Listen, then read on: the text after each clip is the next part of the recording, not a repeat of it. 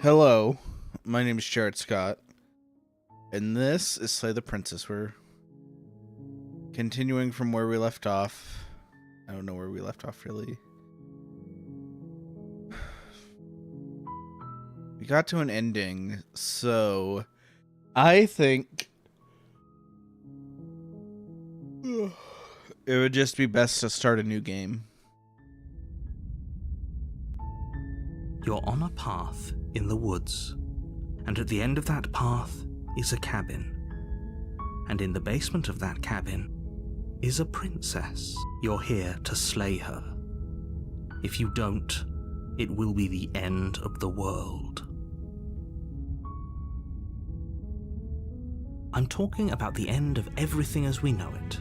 No more birds, no more trees, and perhaps most problematically of all, no more people. You have to put an end to her. Don't linger on the specifics. You have a job to do here. Just get in there and do what needs to be done.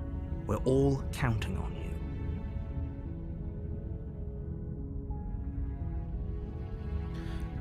Let's ask for evidence, and then, I don't know. If it weren't to complete a very important task. You've made it this far, you might as well reach the end of your journey. By the way, we go here.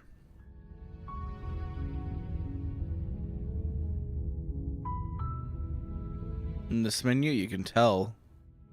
I think this was made in Ren'Py. So all that stuff looks very similar to Ren'Py.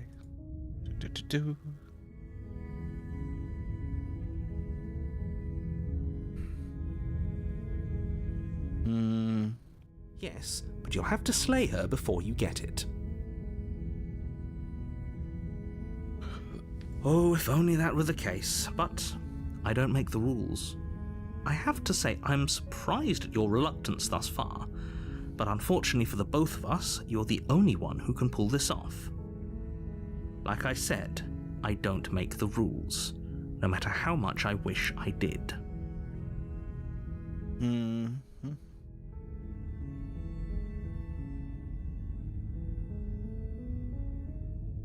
Don't mention it.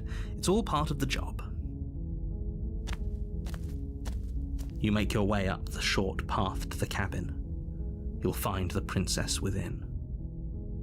A warning before you go any further. She will lie, she will cheat, and she will do everything in her power to stop you from slaying her. I'm so tired. She says. I'm tired because I've been holiday cheering too much, I think. I've been staying up too late, waking up at my usual wake up time, so. We're not going to go through this, right? She's a princess. Ignore him.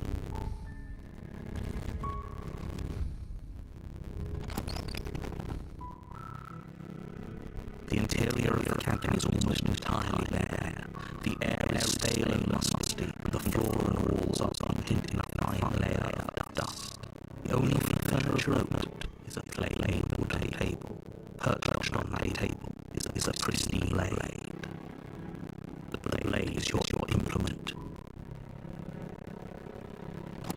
I'm gonna go without the blade.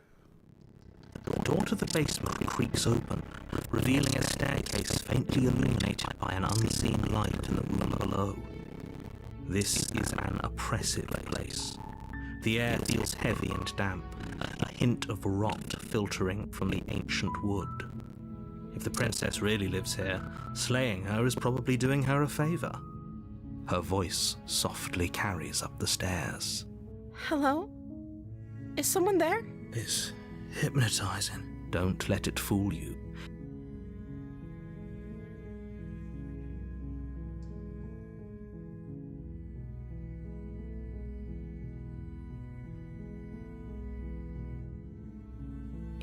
You must have the wrong address. Great job. You've given away the element of surprise.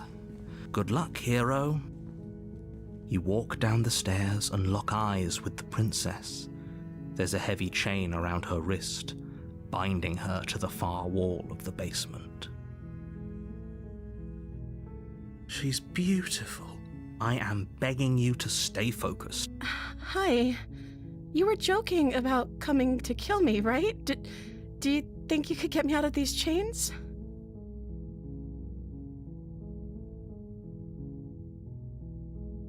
Okay.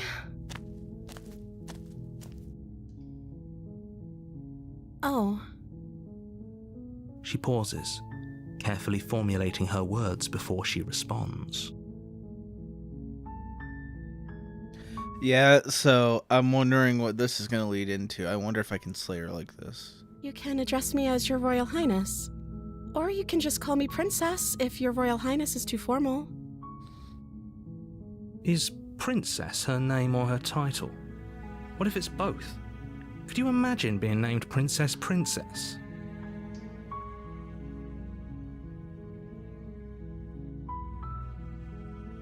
Like I said, you can call me Princess if you'd like.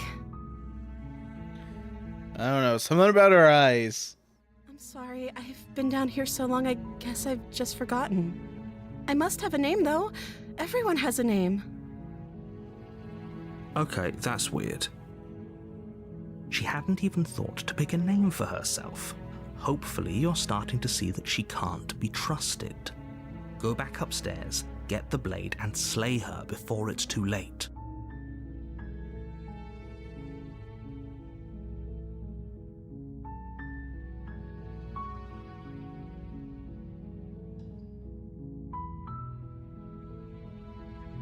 Thank you.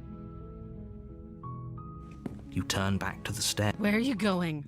You can't just leave me here. Ooh, I like that. You'd better hope for your own sake that I don't slip these chains before you make it back down here. Slip these chains? Ooh. Come on, right? She needed our help to get out of here. But do you hear the conviction in her voice? I don't think she's bluffing. She has to be bluffing, but I'd hurry if I were you. You rush up to the first floor, grabbing the blade, both yours and the world's only possible salvation. Okay, if we're sure about this decision, I'll support it. I suppose we have a world to save after all. You slowly creep down the basement stairs. It's quiet. Where the princess sat only a moment ago, there's only a severed arm, its cooling flesh still chained to the wall. And she is nowhere to be seen. Is it just me? Or did this room get a lot bigger?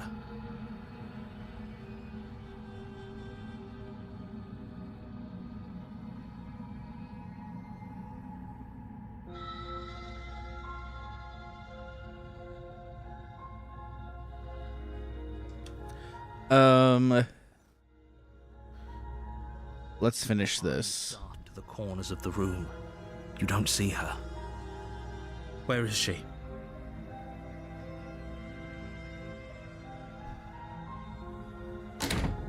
You close the door behind you. Almost magically, its locks immediately click into place. Maybe they'll open if you finish the job.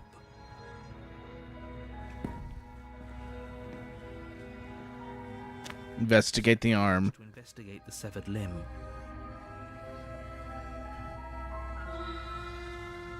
A trail of blood leads from its jagged stump into a dark corner of the basement. And then you hear the quiet patter of feet against the floor, and there's suddenly a weight on your shoulders. The princess tears into you. Her teeth and claws are unnaturally sharp, ripping into your shoulders, digging into your throat. You fall to the ground, the princess eagerly tearing at your flesh. Holy shit. What is she? I'm gonna fight back. Princess off your back and turn to face her, rising to your knees and readying your blade. Those eyes. She's going to kill us. She is. Oh, I love this. Yes, Things do look a little grim, don't they? The two of you are losing quite a lot of blood, but there's a reason she decided to strike from ambush. She isn't confident about a direct confrontation. Just because she's playing it safe doesn't mean we have the upper hand. Come on now. Don't let your confidence waver. I'm going to kill you. Her teeth and claw to you as you raise your blade in defense. You find your target, and time after time you strike, but the wounds she inflicted in her ambush hinder your movements, and with each fresh exchange you're a little slower, a little weaker. You seek solace in the fact that she is slowing too. Finally, she collapses, and you collapse beside her. If you think this is it, you're sorely mistaken. One way or another, I'll make sure you pay for this. Your grasp on the blade weakens. It slips from your numb fingers, lying uselessly on the floor. This can't be how it ends, right? I'm sorry, but it is. You aren't making it out of this basement, but at least you finished the job. Everything goes dark, and you die. Nice. Chapter 2, The Witch. You're on a path in the woods, and at the end of that path is a cabin. And in the basement of that cabin is a princess. You're here to slay her. If you don't, it will be the end of the world.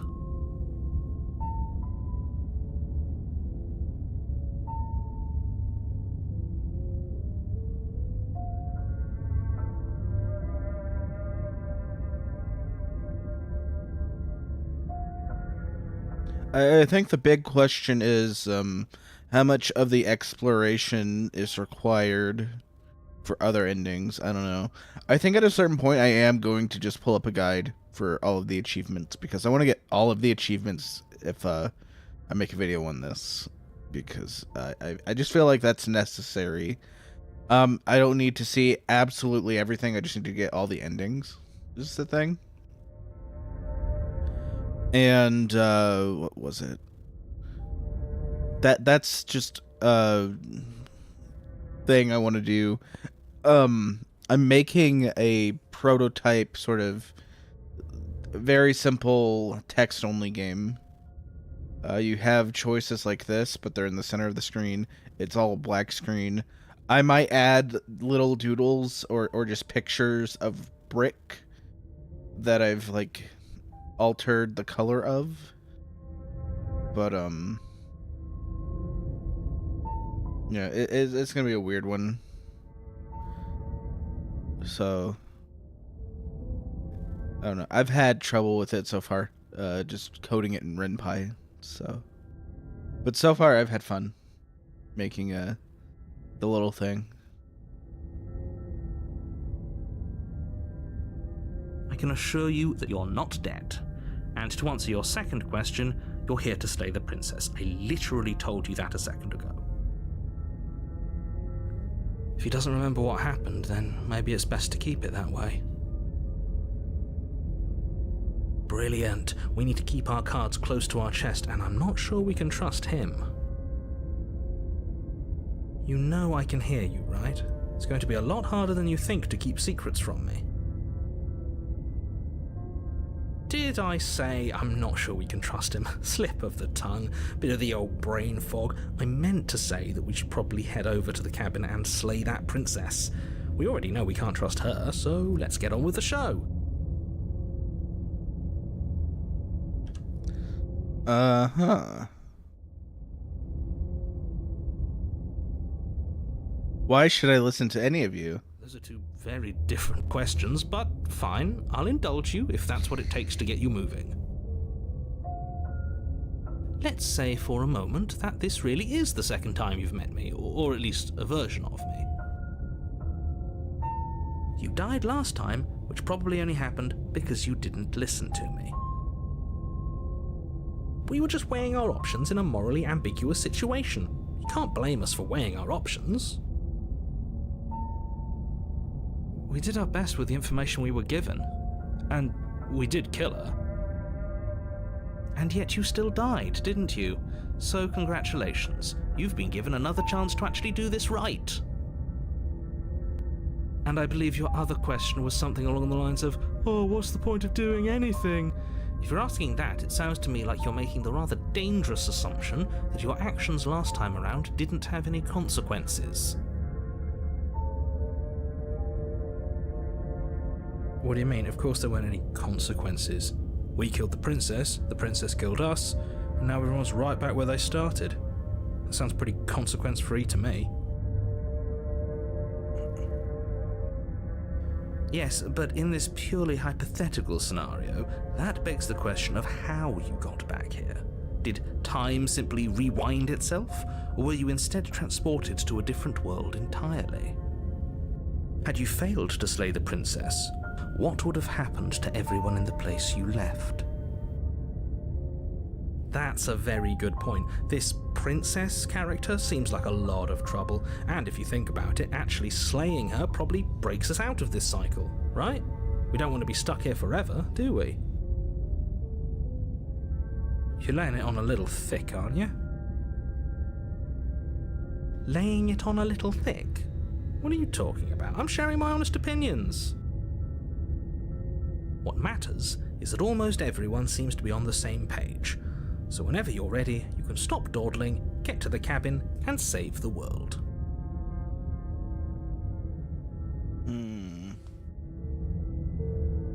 Let's talk about the princess.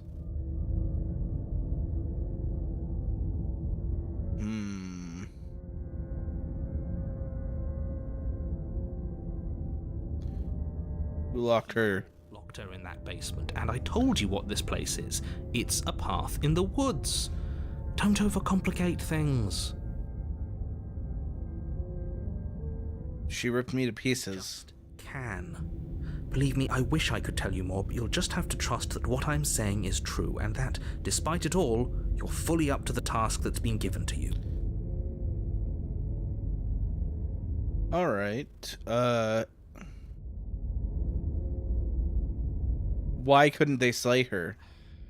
I'm not supposed to say this, but it's because you're special. You're the only person capable of doing this. Call it a prophecy, if that helps, but it's just the way things are.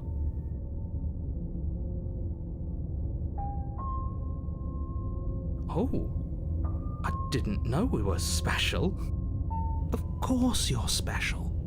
Why else would you be here? Good point. That really explains almost everything. I'm not so sure about that.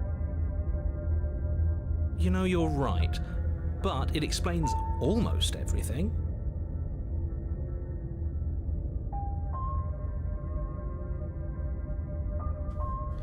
You're being cagey. What else? I told you everything you need to know. What aren't you telling Going me? into more detail would just overcomplicate an otherwise very simple situation and make your job more difficult. If you want us to stand a chance against her, we need to be armed with information. What is she really capable of? How are we supposed to stop her? Not to sound like a broken record, but the less you know about her, the better things will go for all of us. I know it sounds like I'm hiding something, but you're just going to have to take me at my word. I don't think either of you really need to press the man on this. He wants us to slay the princess, so why would he have anything to hide? He seems like a nice guy to me. I appreciate the vote of confidence, but you should really stop wasting time chatting amongst yourselves in the woods. So if we could move this along?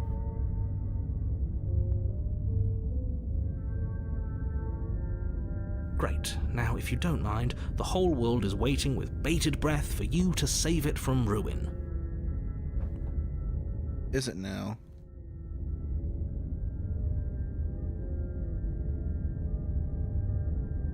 Let's go to the cabin. A warning before you go any further. She will lie. Don't worry, I think we've taken that lesson to heart at this point. You can trust us to get the job done.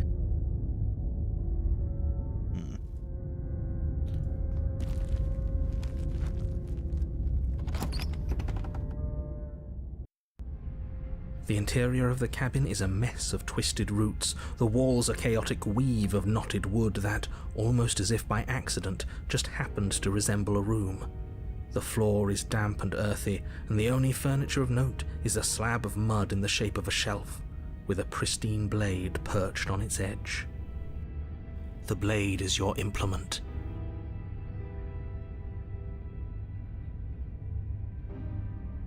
Approach the mirror. You walk up to the wall next to the basement door. It's a wall. There isn't much to see here. What are you talking about? This isn't a wall. It's a mirror. Or at least it'll be a mirror once we wipe off that layer of grime. You reach forward and rub your hand against the cabin wall. I hope you know how ridiculous you look right now. You take the blade from the shelf. It would be difficult to slay the princess and save the world without a weapon. Well, if we're grabbing a weapon, we should probably keep it hidden behind our backs. She doesn't have to know we have it. That's not actually a bad idea. Very different. Maybe that's because you haven't actually been here. So focus up. A lot's riding on this. Alright. We'll enter the basement. She's already gonna be mad at us. Either way, I think. The basement, the weak starlight from the cabin windows behind you can barely penetrate the gloom here, only illuminating the edges of an opening below. It shines in the darkness like some kind of massive maw waiting to swallow you up into the earth. The air smells of dirt and copper. It's thick and wet, as if your lungs are being coated in mud with each intake of breath. If the princess lives here, slaying her would probably be doing her a favor. Her voice skitters up from below. Something nasty finds itself on my stairs. Come on down. Don't be scared. I probably won't bite. But you are. You're a wretched little thing. I recognize that voice as easily as I recognized your nervous little footsteps coming up the path. See? She knows us. Is this enough for you to believe what we've been saying? Maybe, but you shouldn't let that cloud your judgment. She's just a princess. As long as you remember that and remain focused, slaying her will be easy. She seems friendly enough. Maybe we can talk our way out of this whole situation. You can't. Unless you slay her right away, she's going to break free and end the world. There's no reasoning with what she is. Look, I'm just throwing ideas out there. I like to think out loud. I'm the kind of guy who likes a discussion. Don't we want to hear what everyone has to say before making any big decisions? Do you want to hear what everyone has to say? Or do you just want to hear yourself talk? You need to stop lingering. Your task is to slay the princess, not endlessly debate about what to do with the princess. Fine, fine. You're the boss. Thank you. You descend the basement steps, entering the dark room below. You can just make out the shape of the princess in the gloom. She's huddled against the far wall, her eyes bright and glaring from amid the thick roots. She's become like a chimera of sorts. And there you are. One hand tucked away behind your back, gripping that sharp, sharp blade, no doubt. That's no fair. How would she know that? So, we've dropped the pretenses. Good. She's acting like she already knows you. I guess what you said back in the woods really was true. That's pretty sharp. How'd you figure that one out? Call it deductive reasoning. Well, you seem to be great at it. So, you really don't remember us, do you? No, I don't. But you and the princess clearly have a shared reality, even if I'm not a part of it. I won't waste time fighting you on something that's clearly true. You fought us on it back in the woods. That was when the only perspectives we had were yours and mine. I'm just glad we could put all this behind us. Is it all behind us? Just focus on the task at hand. I don't care if you've been here before, and I don't care if you think you'll go somewhere else after this. My world is on the line right now, so I'd appreciate it if you would take this seriously and slay her. His world. So the narrator has his own reasons for all of this. Let's chat her up a bit first. Maybe we can find a middle ground where everyone's happy. Don't talk to her. You're just going to make things more difficult than they have to be. Well, I seem to remember you having a tongue.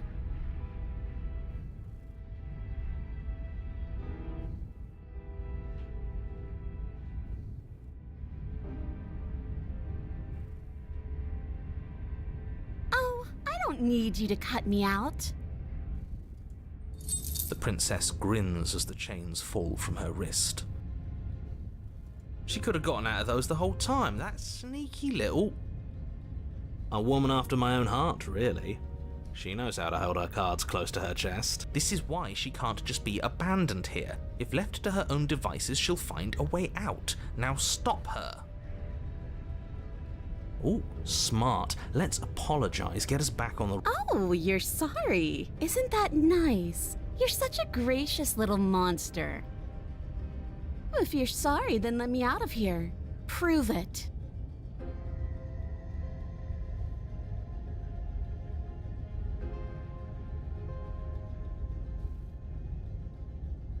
All right.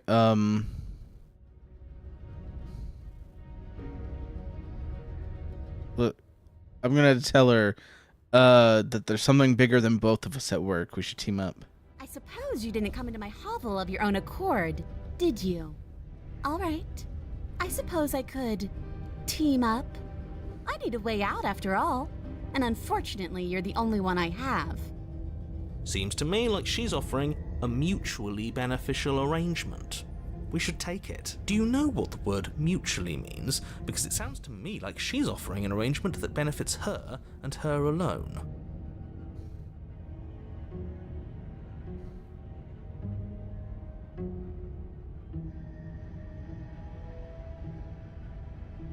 Take my knife as a gesture of goodwill. You... Now, hold on. We should put this...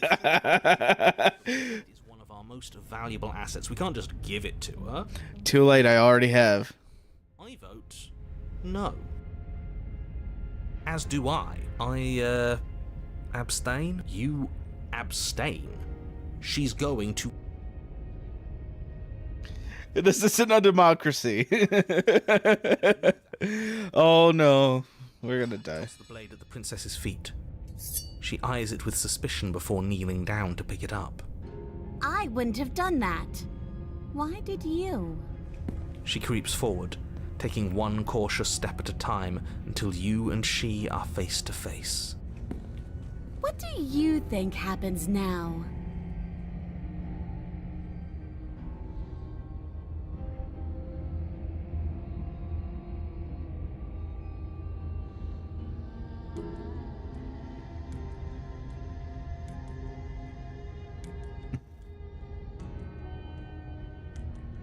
See, you're beautiful. I actually want to save you. She pulls back, clearly caught off guard by whatever nonsense you just said to her. I thought it was nice. Whether it's nice depends on if we meant it. We didn't mean it. Did we? If you were lying, we'd all know. But unfortunately, you weren't lying. What? What do you mean by that? What kind of game are you playing? The look of surprise that momentarily softened her features vanishes as she steals her nerves. And then she buries the blade in your heart. What? No. No, come on, that's not right. I told you! Glee dances across her face as you fall to the ground. I did it! I got you! You...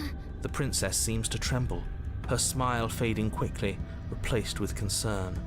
Her nervous eyes brim with tears. Why? Why did you let me do this? But you don't have the strength to respond, nor do you have the time. Everything goes dark, and you die. Chapter 3. The Thorn.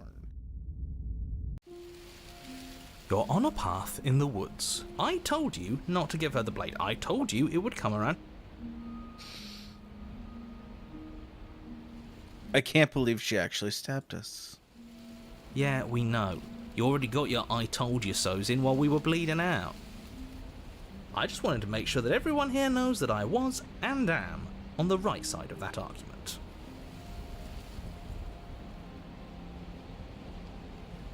We're gonna save it there, so that way I can come back to this. Oh, you're far from being on the right side of anything. You're fixated on the past, whereas what you should be is fixated on the future.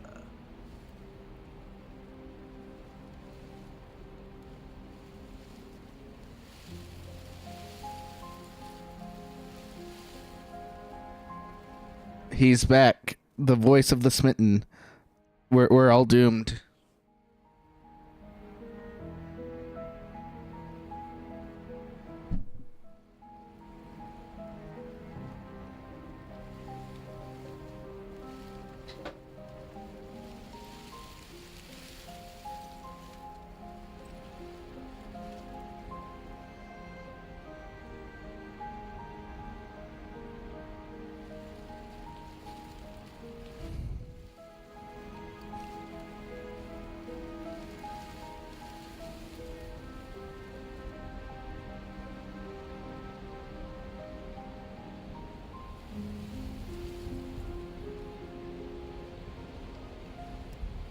He's gonna be the death of all of us, I'm pretty sure.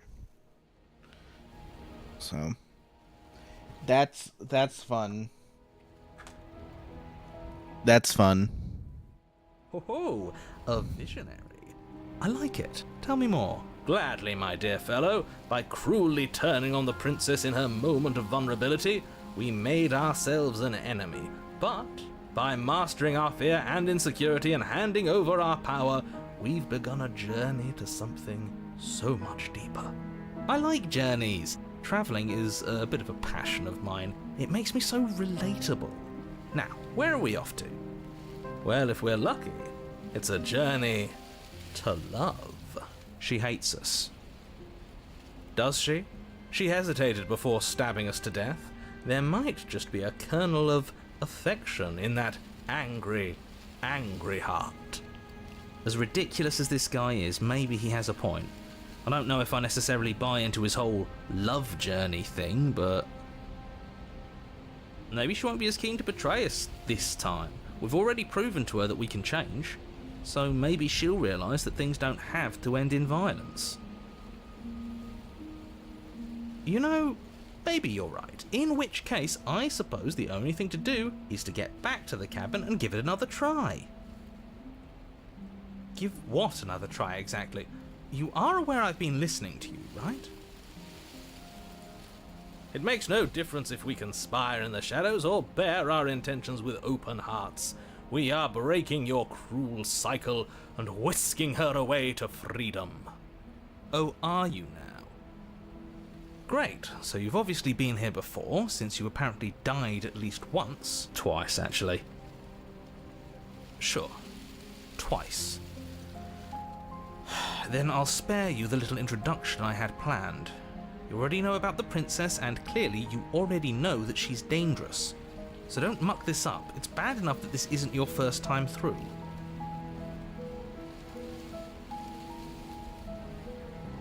We're gonna ask why this place keeps changing. Wonderful. If the woods themselves are changing, then that's all the more reason for you to take this seriously. It would mean your grip on things is slipping, which, in turn, likely means her influence is spreading. Someone's in the know. I've already said too much. The more information you have, the more difficult your task will be. Don't listen to her, definitely don't free her, and if you can, don't even think about her. You don't have to worry about me. My head's always empty. Except for thoughts of her. Please don't. You can't stop all of us, you villain. We're going to free her. Let's just see how the wind blows. I'm not opposed to saving her, but let's not rule anything out just yet. Let's see what she has to say. Stop sitting on the fence and pick a side already. We don't need you waffling when things get hairy. I've already picked a side.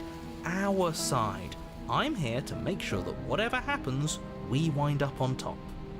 Because that's worked out great so far.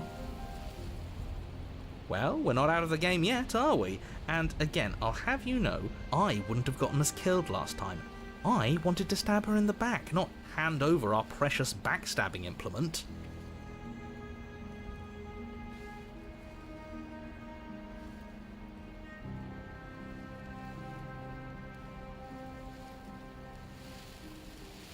What happens if we just leave? She gets out is what happens. Maybe not right away, but eventually. And a world that's doomed tomorrow is just as bad as a world that's doomed today.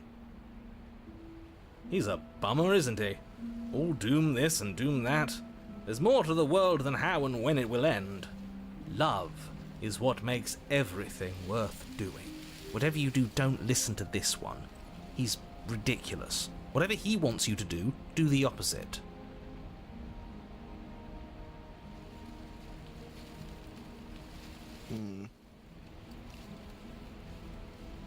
You sure seem to be taking the whole looping thing in stride. What do you want me to say? It's bad that you've been here before. It's bad for you, it's bad for me, and it's especially bad for the world. The more times you run through this, the more likely it is that you'll fail. You've already failed twice. So you knew this could happen? Theoretically, sure, I knew this could happen, but I was supposed to be the first. I'd really rather not get into it. I don't care about where we came from, and I don't care to discuss the theory of anything. I yearn only to bring her freedom. I'm here to feel, not to think. Then we can all move on, and forget what I said about failure. It's important that you believe in yourself, and the fact you're here probably means that you still have a chance to pull this off and save the world. My world, at least. It sounds like you've probably doomed a couple of others already. I need to stop talking. Think happy thoughts. This time around, he keeps talking about his world. I'm done with this. Bye. Here, we're gonna save it here, actually. I'm done with this. Bye. That's what you think is best. Are you serious? Fine. You walk away from the cabin. We'll see how that goes for you. But she's the other way. Don't abandon our destiny. Wait, something isn't right. Can you still hear me? Everything is getting fuzzy. What's going on? Where are we? Oh, I don't like this one bit. I like it. Seems like it's got great acoustics.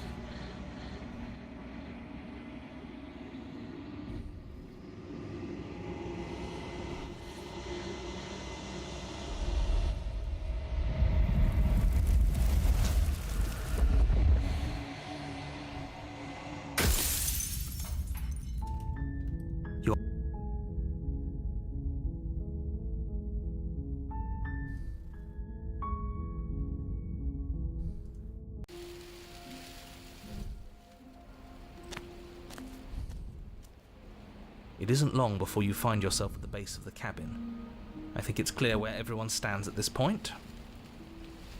I don't know if I'd say everyone. You talking about me? I have a position.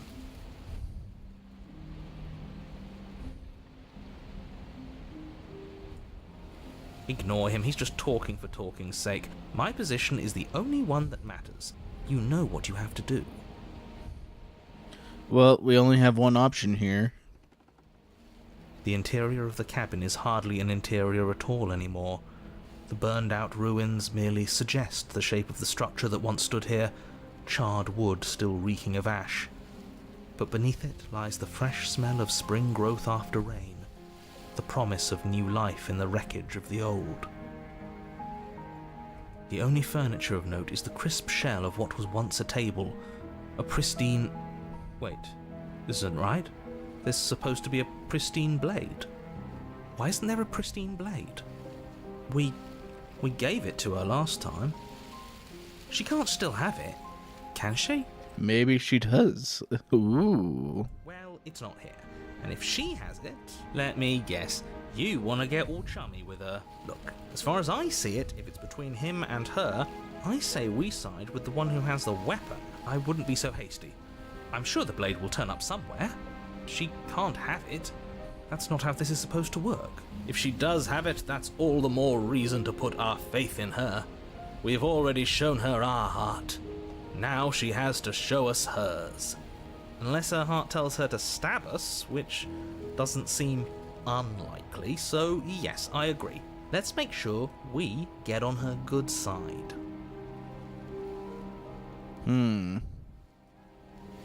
How do we even get down there? The only thing I see is a mirror. You're right, the mirror is back. There isn't anywhere for us to go. But there isn't a mirror. I still don't get his angle here. Either way, I say we take a look. It feels like it's been forever since we've actually seen ourselves. For all we know, our feathers are all out of place, and that's why we haven't yet won her heart. We must put our best face forward. Yeah, we can't go around looking disheveled. A real go-getter takes care of his appearance. So, is the door to the basement behind the mirror? I promise you there isn't a mirror, and there isn't a door to the basement. The entrance is more of a burned-out frame than anything else, and it's right there on the far side of the room. Do you really not see it? You step forward and approach the scorched entryway leading to the basement, hesitating before you begin the descent. You know what you have to do. Wipe away the grit from the mirror, and behold our handsome features. It went away when we touched it last time. You reach forward and wave your hand through the hollow entrance leading to the basement. You really thought there was a mirror there, didn't you? That can't be good. As if things weren't unpredictable enough. Alas, our fine features remain unseen. We'll just have to trust that she'll find us beautiful as we are. Well, seems like the only way to go is forward, isn't it? Yes, that's where everything tends to be. Let's just put on a good face and have our wits about us.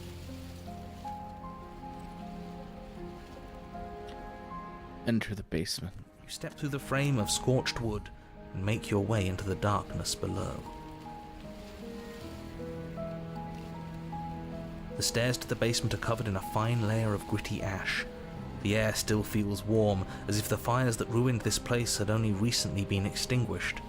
Yet fresh shoots of thorny branches are already weaving themselves through the soot-covered earth of the walls around you. Their spines point courteously down towards the basement, so you're able to brush past their jagged points with ease, at least on the way down. But you don't need to think about the way back up just yet. That's a matter for after the world's been saved. These thorns are an expression of her pain. I know it. She's calling out for help. Her voice, worn down by pain and suspicion, hobbles up the stairs. I can't get away from you, can I? We kill each other and you come back. You let me kill you and you come back. I don't know why you let me do that. I don't know what you want from me.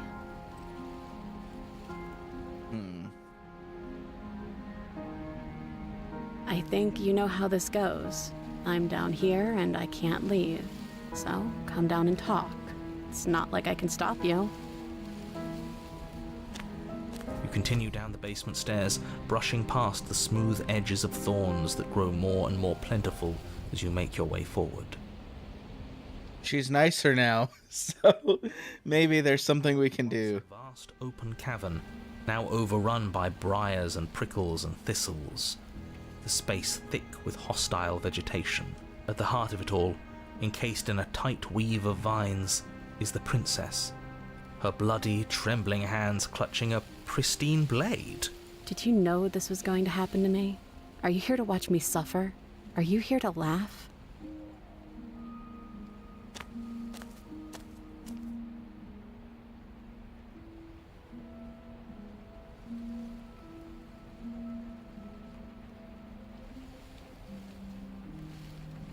I'm not here to laugh. I'm here to free you, if you'll let me. I want to trust you. Her grip tightens on the blade. But you're hiding something, aren't you? Why would you help me if you weren't helping yourself?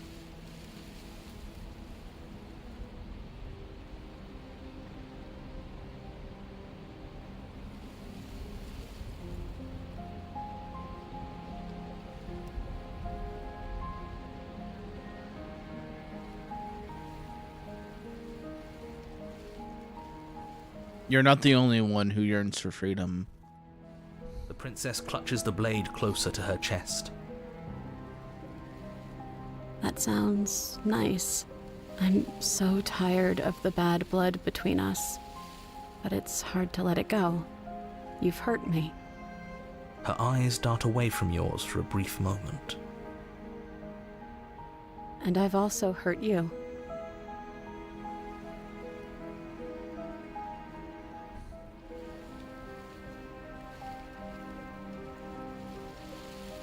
Is there nothing I can say? I don't know. What can either of us really say at this point? How can we trust something as hollow as words? She's right, there's nothing left to say. So let's get a move on and do something before she comes up with a scheme to get out of here on her own. We don't need words to send a message. It is through action that we can show her our adoration, our devotion, our kindness.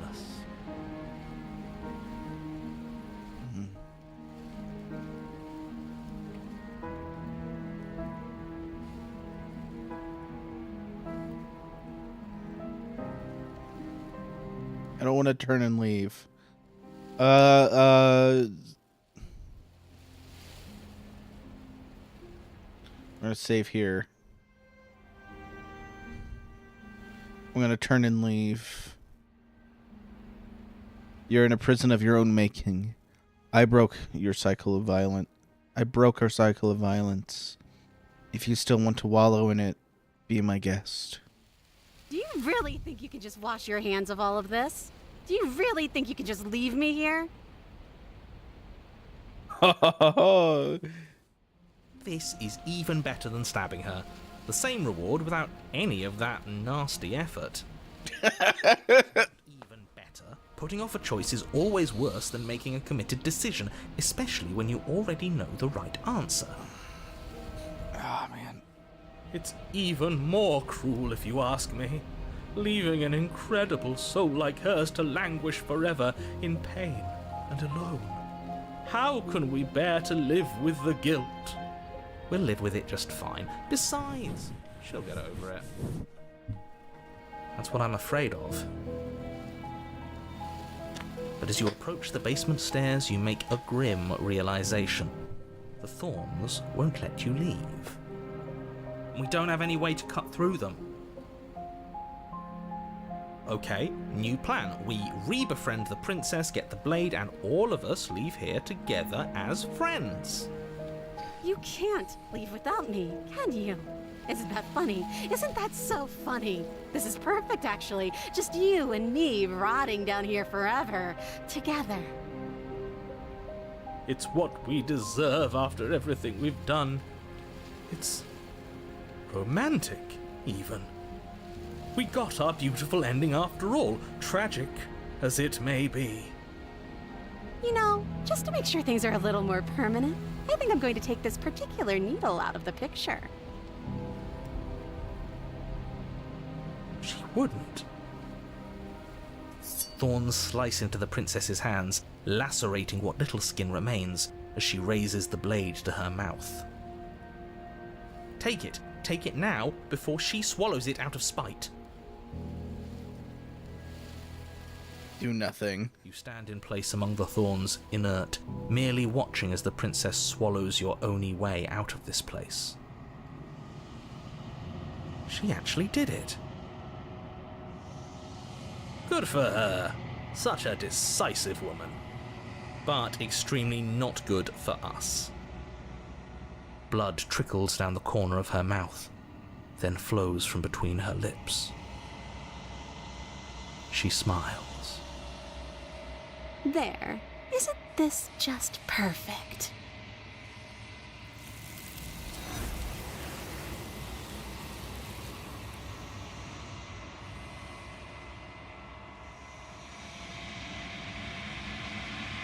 She's gone. Where did she go? Should we try and find her? And there's that mirror again. Why is it here? Why now?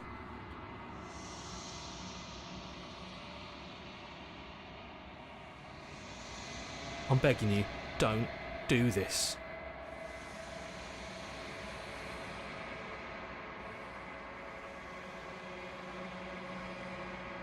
This doesn't feel right. It feels different. Final. Yes, I fear that we won't like what we'll see. What if we just sit here and preen for a while? That can't hurt, right? If they think it's bad, I'm with them.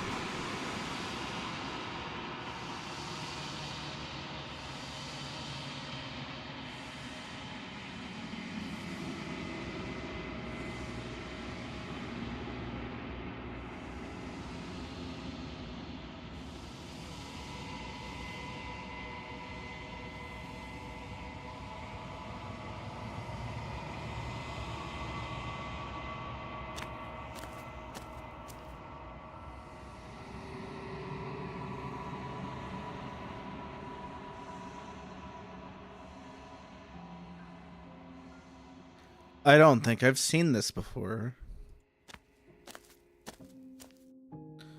Something finds me in the long quiet and brings me the gift of a fragile vessel.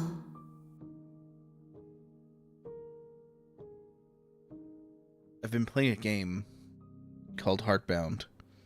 And in Heartbound, there's a place called Animus. In Animus, there are two entities. Mania and Misery. And they talk around you in words beyond you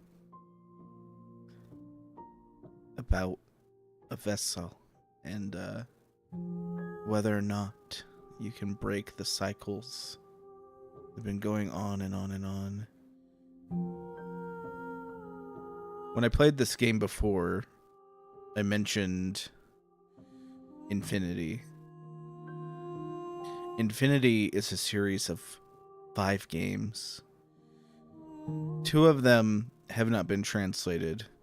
One of the 2 that has not been translated is regarded as not good by most people that have looked into it. Maybe one day 12 Riven will be translated, because I have heard people consider it pretty good. But the 3 that I have played, this game just constantly reminds me of it. Going through these motions over and over again, things are just slightly different. But if we make the right choices, maybe we can fix it. Maybe we can make things right. In Never 7, you have Cure Syndrome. In Never 17, you have Cure Virus. And in Remember 11, both of those are unknown. They exist, but they haven't been found yet. Never 7 takes place in 2019. Ever 17 is complicated with the setting. I can't spoil too much on it, but it takes place in 2017. And Remember 11, if I'm remembering correctly, takes place in 2011.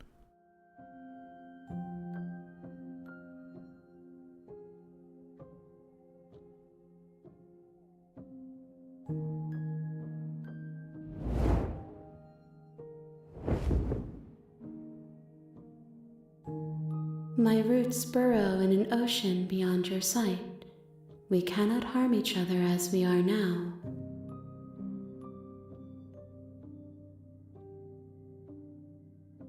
I am solitary lights in an empty city.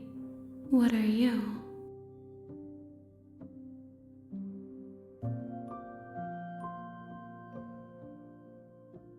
I I think that you are like me. We are oceans, reduced to shallow creeks.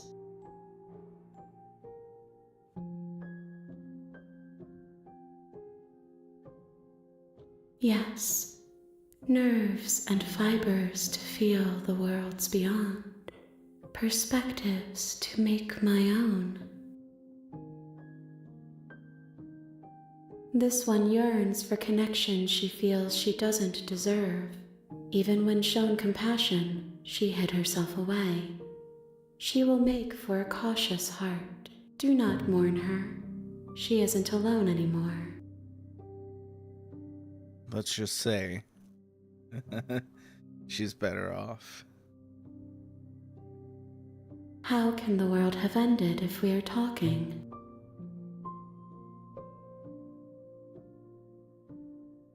You are the only thing I have ever known. The space we're in is vacant. Nothing comes here but us.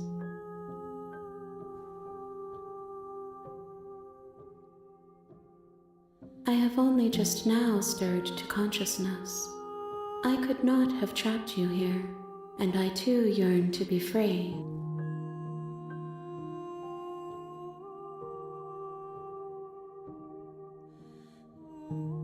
Nothing, as we are, but I know that there are worlds beyond us, and that we are meant to reach them. There is no exit, but this vessel is a creature of perception. She can make you forget, if only you believe her to be able to. Bring me more perspectives, so that I may be whole, and perhaps then we will know our freedom.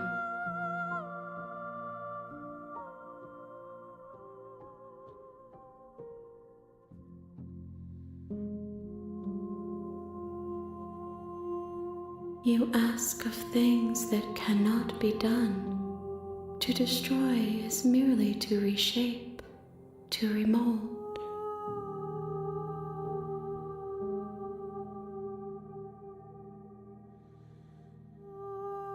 She asks that I tell you to remember her. You won't.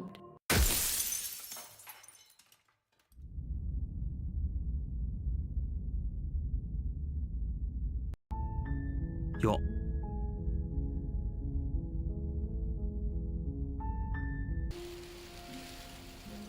Let's do that again. I guess I don't have anything left to say. Do you really think...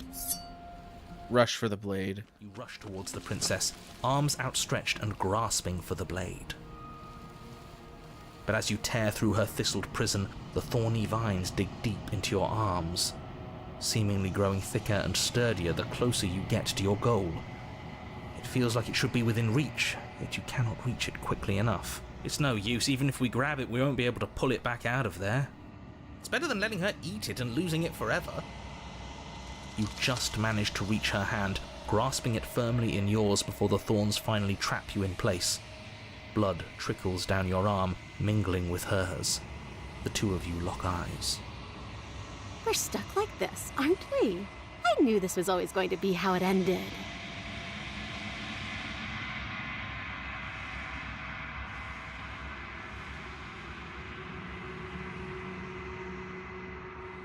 She's gone. I'm begging you.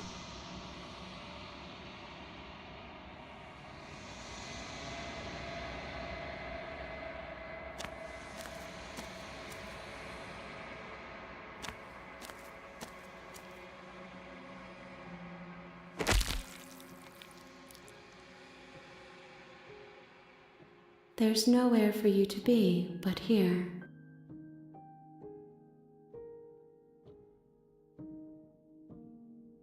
Nothing, as we are.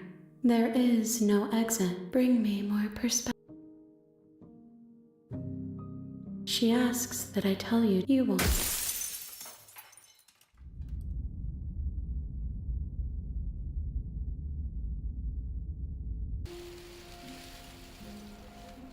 Then maybe it's past time for either of us to say anything. All that counts is action. You reach towards her bloodied hands, laying your palm on her trembling fingers. For a moment, she clutches it even tighter, her knuckles going white with the effort. But then the tension fades. Her grip finally loosens and she allows you to take the weapon. You carefully pull it free from the thorns, though they scrape at your skin, leaving red trickles of fresh blood all along your arms. She trusts us! She trusts us! Doesn't that set your heart aflutter? Oh, I know what we can do. Yeah, a little. We are special. Yeah, let's do it. Let's show her how much both of us have changed. Or, hear me out, we slay her. Right? That sounds like a splendid idea. You should listen to him. I see that the lines have been drawn.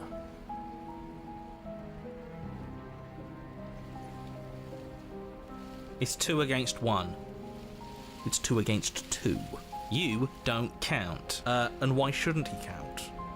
Because he's clearly not one of us. That doesn't matter. He's been with us the whole time. He should get a say. So, did you mean it? Or was I a fool to hand my life to you?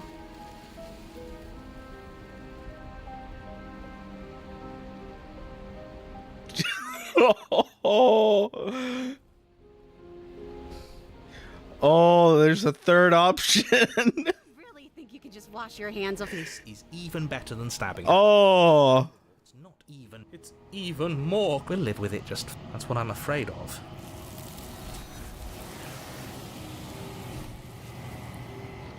You can take it. Oh, shoot.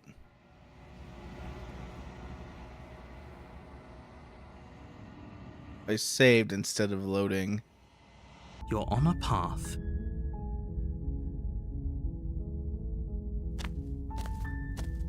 You make your way up.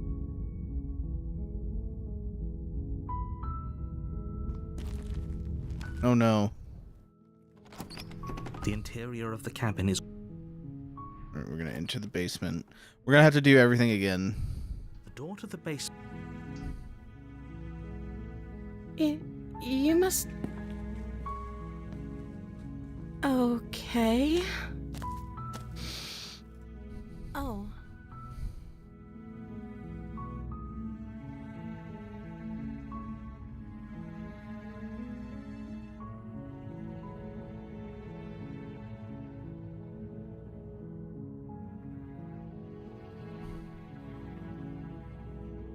Thank you.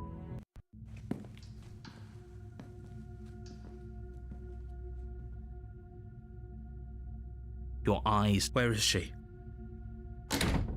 You close the door behind you. Almost magically, it's locked. You step forward. You roll those eyes. Yes, just because. Come on now. You find your target and you seek solid.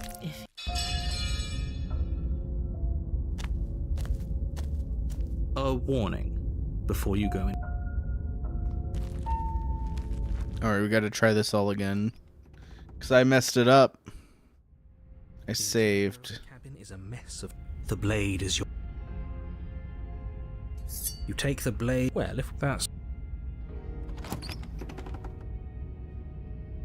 The door to the basement creaks. But you are. I reckon. She seems friendly enough. Oh, that's pretty sharp. No, I don't. Oh, smart. Let's.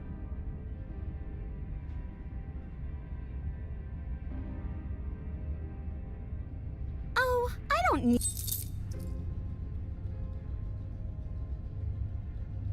I suppose you didn't.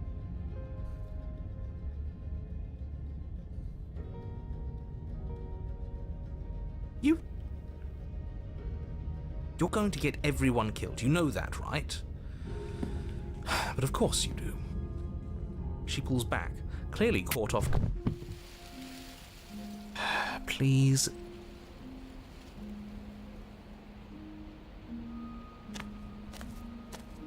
It isn't long before you find your. The interior of the cabin is hardly an. You step forward. You reach forward and wave your hand through the hollow. Alas, our fine. step through the frame of scorched wood, the stairs to the base of their spine. I think you know how this goes. You continue down the basement stairs, brushing past. You step out into what was once a vast open cavern, now overrun by briars and prickles and thistles, the space thick with hostile vegetation.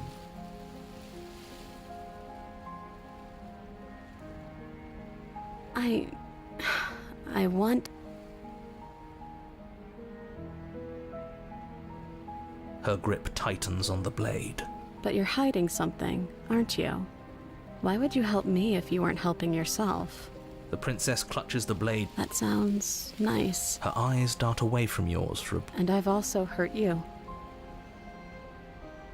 I don't know.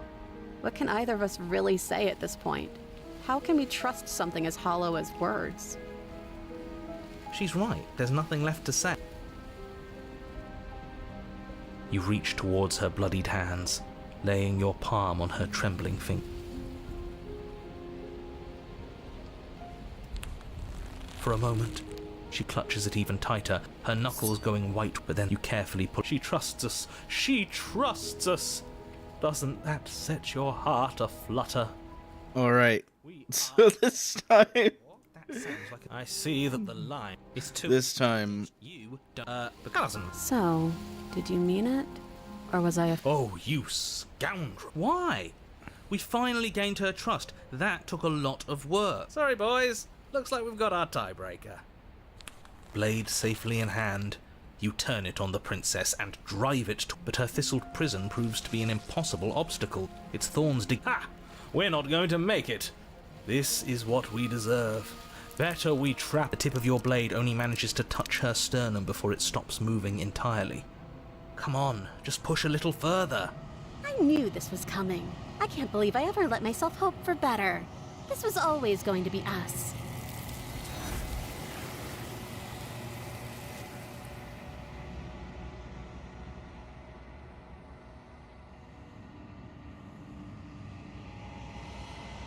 all right. Load this. Yes. For a moment, I didn't expect too much from it. her knuckles going white with the effort.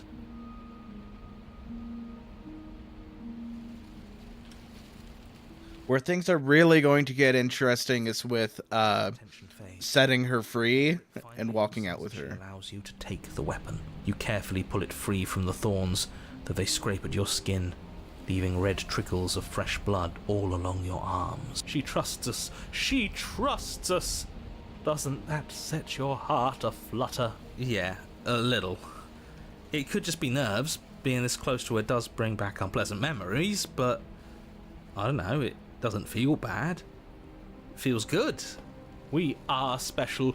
Yeah, let's do it. Let's show her how much both of us have changed. Or, hear me out.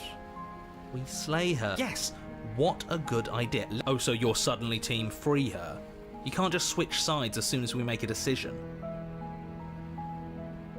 I can do whatever I want, and I believe with my whole heart that this is the right course of action. Let's free this princess.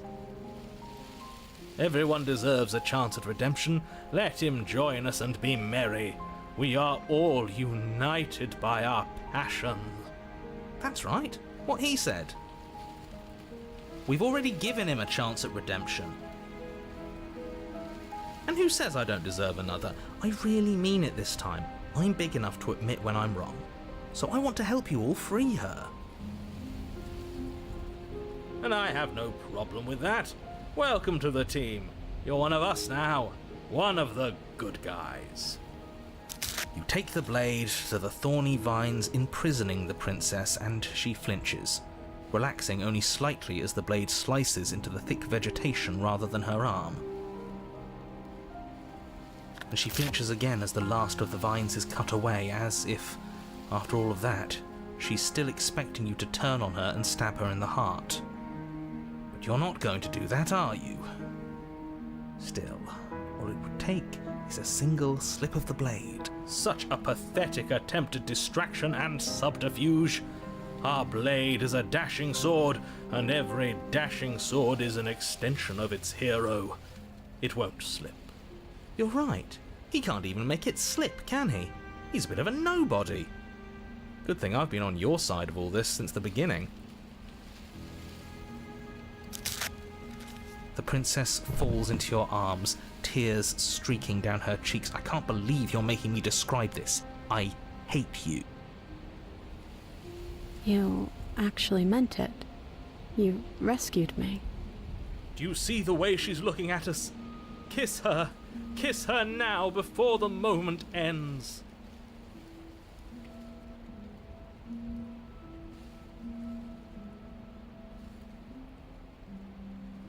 Can we actually do that? No, you can't. Absolutely not. Oh man. Know as well as I do that we can. And we wouldn't want to throw away a chance for a moment, now would we? If I were only capable of throwing myself off a bridge.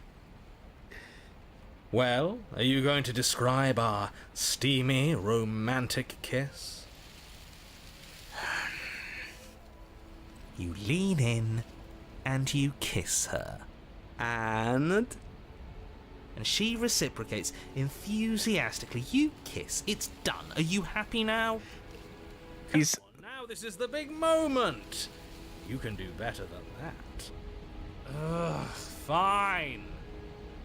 You and the princess lock eyes and stare deep into each other's souls with all the roaring emotion that comes from letting what once was hatred turn into pure, unbridled passion. Are you making fun of us? And then each of you close your eyes and kiss. Words can describe neither the nuclear fire nor the oceanic depth of your connection. He is mocking us. He does. Historians would document this moment for the rest of time. Musicians would write era-defining ballads, and great artists would expend entire lifetimes trying to merely capture the spark you hold right now. He's making fun of us. It doesn't matter either way, because this is good stuff. I'm aware of my skills. But unfortunately for you, the moment doesn't last forever. You open your eyes, the princess smiles gently up at you. Time for you to damn the whole world to oblivion, I suppose.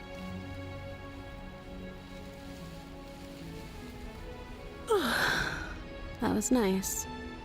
Her hand slips into yours, and the two of you rush to the basement stairs. Shameful, really, that the same thorns that so graciously allowed you downstairs are now blocking your only way out. Please, after all the trials we've been through, do you really think a few measly thorns can stop us? Love is an even more powerful weapon than our blade. We cut through those other vines just fine. They're only thorns. I'm not afraid of getting a few scrapes. I'm not even sure we need to do any cutting. We can just move them out of the way. What a pathetic showing, really. A few pointy sticks can't keep us down here. We're both meant for so much more than this.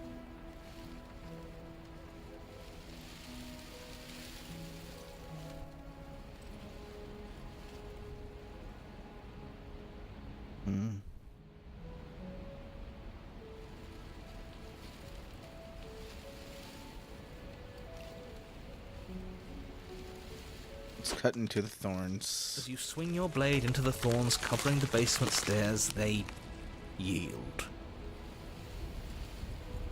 Both you and the princess ascend the stairs without obstacle.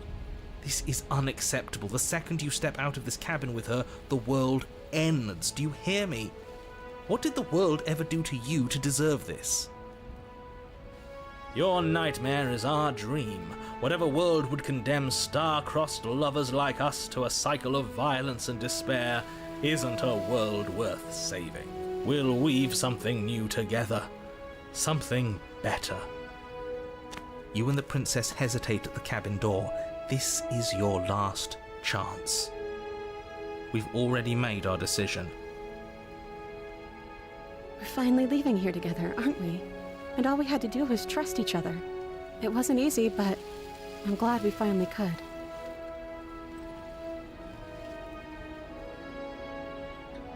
Step into your freedom. Hands clasped, the two of you open the door and step out into a new day, you irredeemable murderers. What do we do now? Where's everything going? Why is it so cold?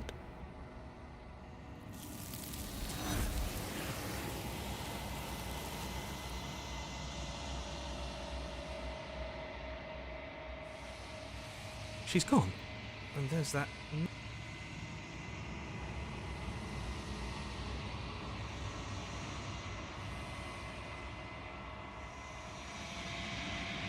But it feels so bad. Yes, if they think it's bad... Okay, she'll be there when... Finally!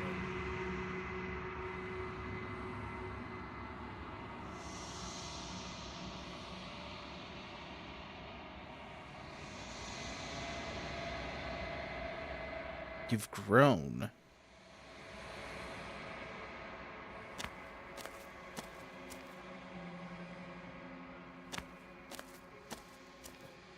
Flickering lights in empty cityscapes become pockets of vitality and movement.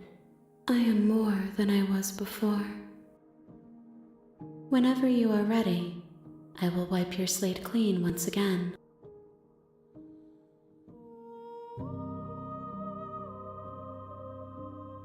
Is a child the same as an infant? I am an unbroken pattern, but every vessel gives fresh perspectives and carves new avenues of expression.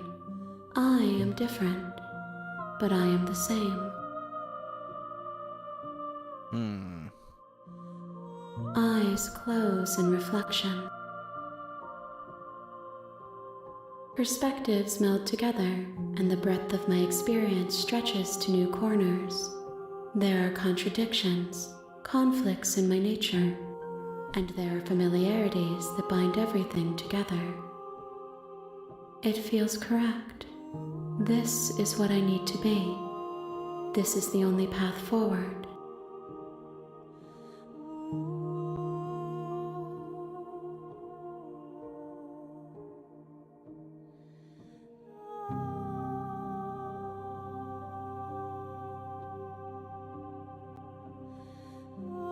Why wouldn't I be kind to you? You are the only thing I know that isn't me.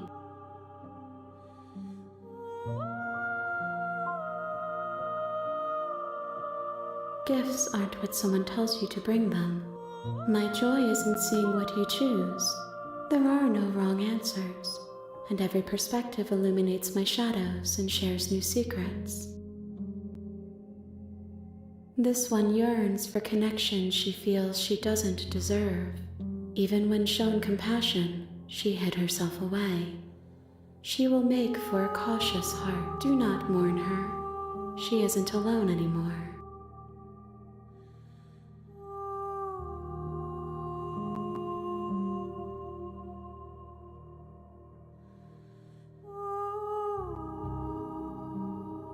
The vessels are shaped by memories of you, but their impulses are drawn to the edge of the long quiet. To them, you are a gate to something more, and any hurt you've caused them is understood as a fair price for freedom. But they are only thoughts and perspectives.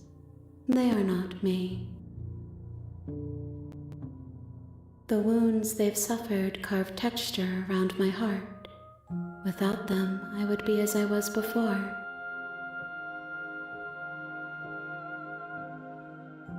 I would be alone and without sensation.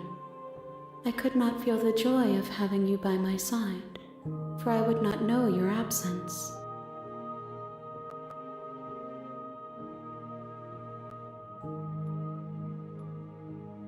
I will long for your return, but it will give me time to reflect on what I am. We will meet again. You're on a path.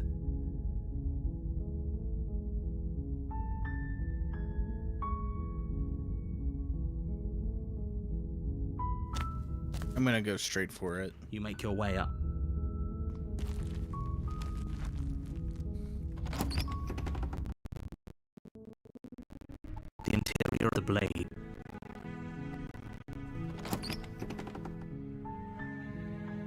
The door to her voice Hello? is, don't let it fool you. Alright, I'm gonna lie. Wait, really? You're here to rescue me? I see. You're trying to get her to lower her guard. Come downstairs. I want to see the face of my rescuer. You walk down the stairs and lock eyes with the princess. There's a heavy chain around her wrist, binding her to the far wall of the basement. She's beautiful. I am begging you. Hi. I can't believe you're here. I've been waiting for something like this to happen forever. I hope it's not something to deal with these chains. You were lying when you said you were here to rescue her, but regardless of your intentions, breaking her out of those chains would be a big mistake. Don't even try it. Okay.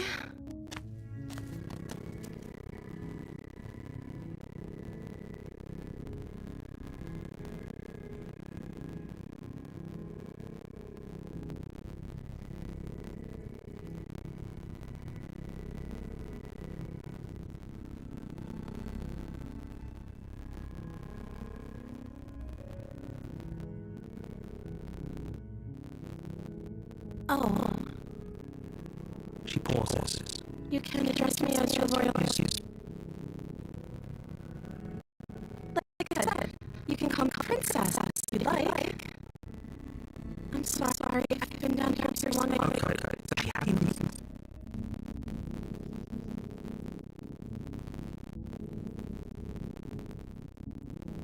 What's what has to do with anything? This is the only time this is ever going to happen. But actually, what has she been eating?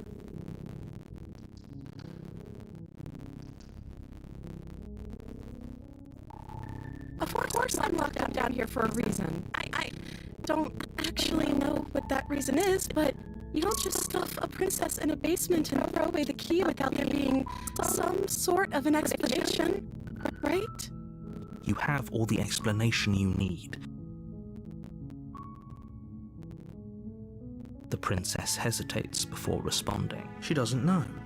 She's been down here too long to have any idea of what she'd do in another life. She knows what she'd do.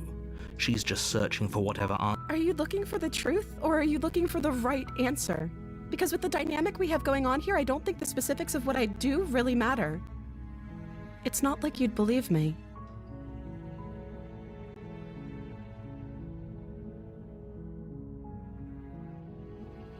Thank you. You turn back to the stair. Where are you going? You can't just. You'd better hope for your. Slip these chains. She has to be bluffing, but I'd hurry. You rush up to the... Okay. If we're sure about this decision, you slowly creep down the basement stairs. It's quiet. Where the princess... Is it just me? Or did this room get...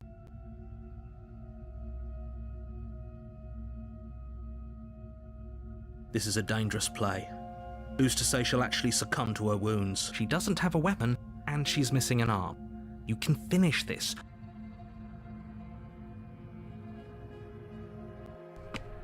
You close the basement door, locking it behind you and quickly barricading it with the heavy wooden table that once held the blade.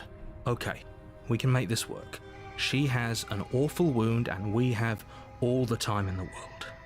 Playing jailkeeper for a while might make things a little easier. You settle in against the far wall to watch the basement door. It isn't long before you start to drift off, your eyelids heavy with fatigue. But sleep doesn't come. Instead, your rest is broken by a piercing, wailing voice calling out to you from the other side of the door. I know you're still there. Why don't you make things easier on yourself and let me out? I love it. It's not like this little door will hold for very long anyways.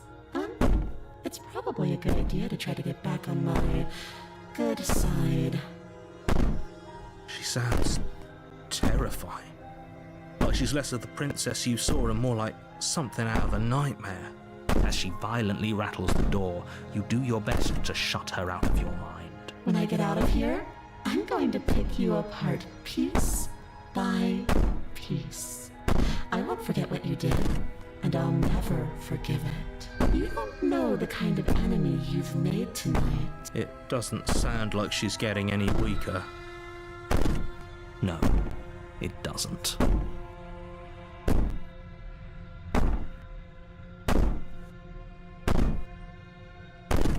These aren't threats. These are promises. Sooner or later, you're going to have to sleep. And I'll make sure you never see the light of day. Well, she has to get through the door before we die, so... You put the princess's threats out of your mind as best you can and huddle up against the wall. You jolt awake in the middle of the night to silence in the cabin. The ruckus has stopped, and the door to the basement is ajar, its lock broken, and the table shoved out of the way. Where is she? Thanks for helping me get out of that awful basement. You try and stumble to your feet, but as the princess draws near, it's as though your body simply stops working. It isn't all at once. The paralysis comes in waves. First your toes go numb, and then your feet, and then your legs. You lie prone on the floor of the cabin, unable to do anything but witness her approach. Whose side are you on? Yours, of course. But I have a duty to uphold the truth. Lying about the facts of the situation doesn't change them. So helpless. I can take my time with you, can't I? She steps closer, one silent footfall at a time, cocking her head in curiosity as you feel your organs shutting down one by one. Or maybe I can't take my time with you. You don't look well. A little green around the gills. What a shame. If you'd only helped me get out of here, we could have done such wonderful things together. Your lungs stop drawing in breath, and your heart freezes in your chest. You have seconds left. I'd say better luck next time. But we both know this is the end, don't we? It can't be. This can't actually be how everything ends. I'm sorry, but it is. Everything goes dark, and you die. You're on a path. You're here to slay a terrible... If he doesn't remember what... Shh. That's a very good question. Shit. I think you'll find yourselves very... What did he say? What, she hears us? Yeah.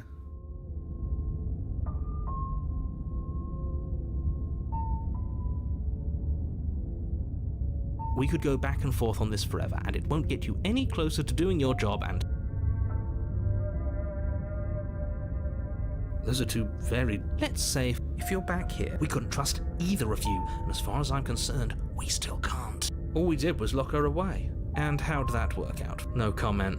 Well then, congratulations. You've been given another chance to actually do this right. And your solution is to send us back in there. Obviously, I want you to slay her. One of you poses a threat to the world, and the other doesn't. Anyways, I believe your other question was something along the... Would you speak for yourself? From my perspective, there were plenty of consequences. I'm never going to forget the way she just made us stop working. And that's only scratching the surface. If what you said is true, it begs the question of how you got back here. Did time? Do you think the people there lived happily ever after? If she brought an end to everything and everyone, how are we supposed to stop her? What do you want from us? I want you to succeed. Alright, let's proceed to the cabin then. A warning. I like that she turned into a ghost. We left her down there so long, she turned into a ghost. And then she came back to haunt us and kill us. She will lie. I don't think lying and cheating is a thing. She was very direct with us last time. Or at least, she was direct with us after we decided to lock her away. It doesn't matter. Don't trust anyone.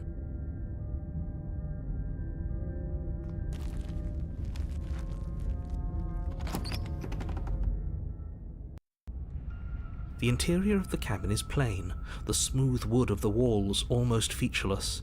The only furniture of note is a lone table, knocked on its side in the corner of the room. A pristine blade stands between you and the open, inviting basement doorway. There are ghosts all around me. You'll need it if you want to do this right. Hold on. What happened to the door? There was a door here last time. It's just an empty frame. She's already gotten out, hasn't she? And she's ready for us. She's been waiting. Can't you feel her eyes on us? I'm going to need all of you to pull yourselves together.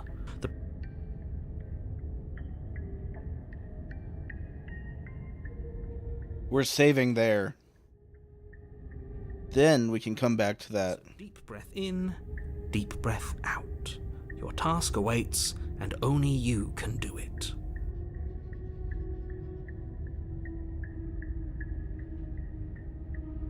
This whole cabin is different. Very different. Oops. I'm calm, so... Alright. Oh, we should have taken the knife. I don't think going down there unarmed is going to do us any favours. You cross over the threshold and onto a series of isolated steps suspended in darkness. Yeah, they're just floating. More eyes, too. You never mentioned the eyes. The air seeping up from below reminds you of fresh lightning and static, as if you're descending into a place that isn't meant for a creature of flesh and blood. If the princess lives here, slaying her would probably be doing her a favour. Her cruel and playful voice prances up the stairs. I didn't think you'd come back. We're gonna have a lot of fun, you and I. Okay, we need a game plan. Last time we were here, just being close to her was enough to kill us.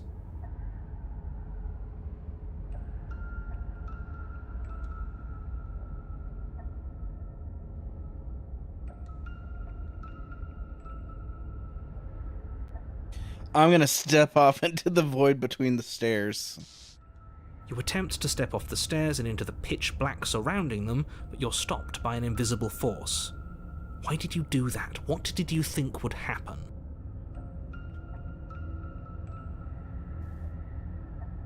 There's an invisible wall. How would falling into an infinite void be better than anything?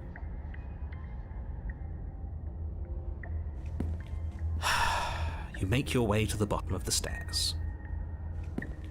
As you emerge, you find yourself between two loose rows of white wooden planks suspended in nothingness. A smattering of cobblestones, visible against the inky black of the basement, mark where the floor should be, forming vague pathways.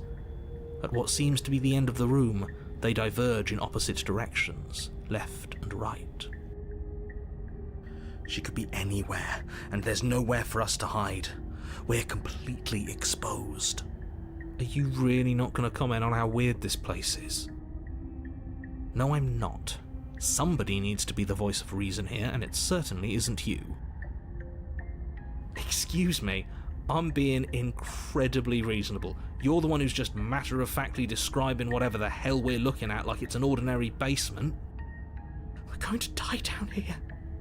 I don't want to die again. Please stop saying that. You're only going to make things worse. Just pick a direction and start moving. I wouldn't give it too much thought if I were you. It doesn't really matter, because either way you go, I'm going to find you. I'm gonna do nothing. You decide it's best to do nothing. There you are. I told you I was going to find you. As the princess approaches, your legs suddenly go numb. Your arms quickly follow.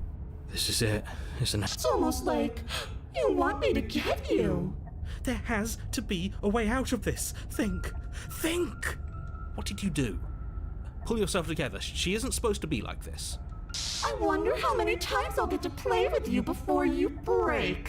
Your vision cuts out as your blood begins to coagulate. It's as if every part of your being is coming to a lurching halt. Heart, lungs, liver, nerves. Heart, lungs, liver, nerves. Your lungs pull in a desperate gulp of air as your eyes shoot back open. Nerves, heart, lungs. What are you doing? I'm working. Do you want this body to function, or do you want... And then experience stops once more, as your body reapproaches death. Okay, whatever you were doing, please just start doing it again. Are you sure about that?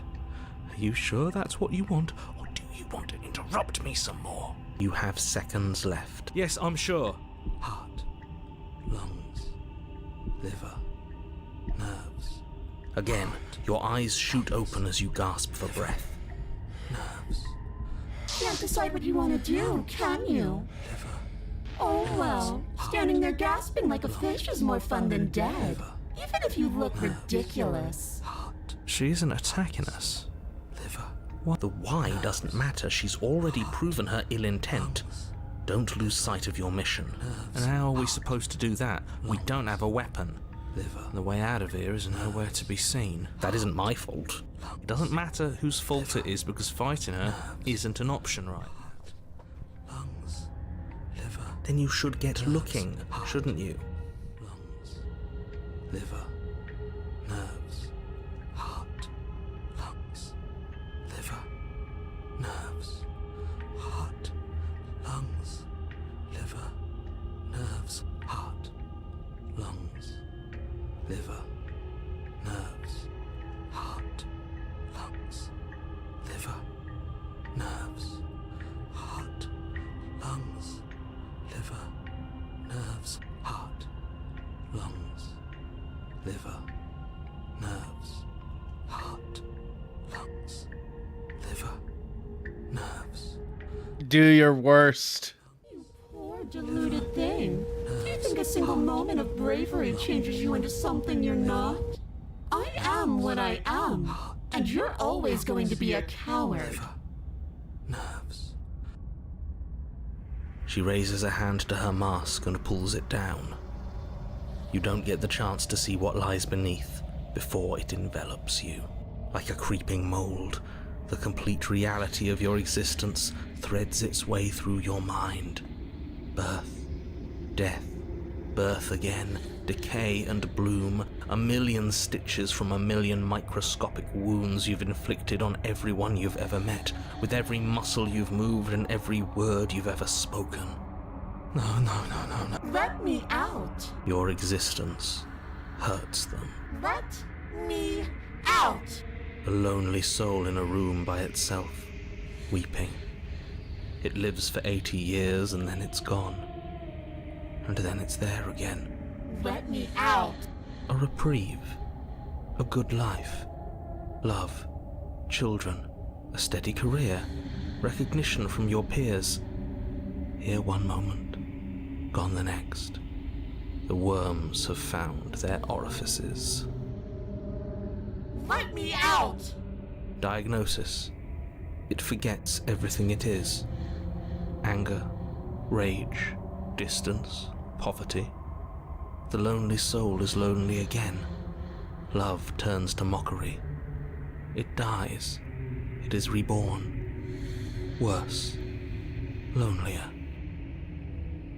Let me out. No. What's happening to us? Let me out. This is all too much. I can't keep going. You can't keep going? Well, what are you talking about? Oops, I think I broke you. I'll see you soon. You'll know what to do.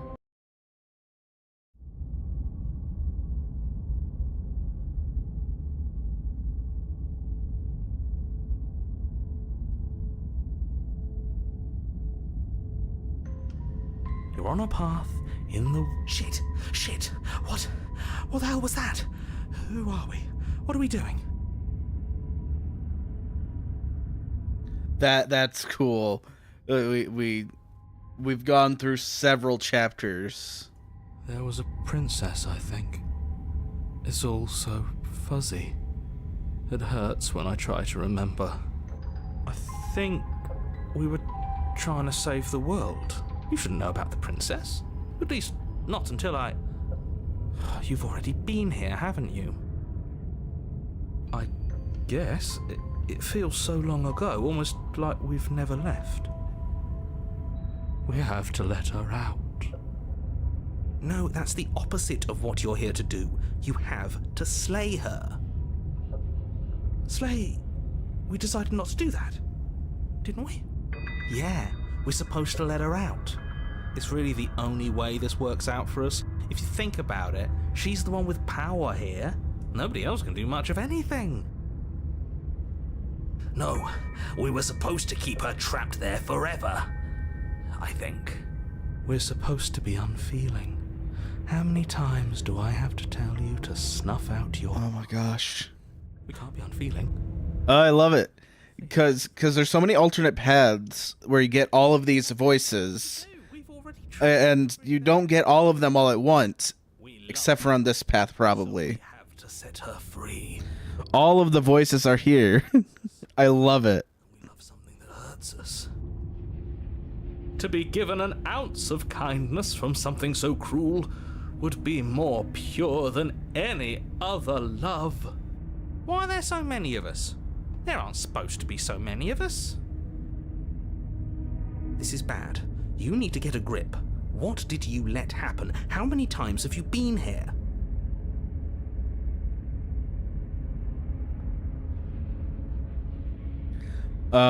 That's a good question. I don't know.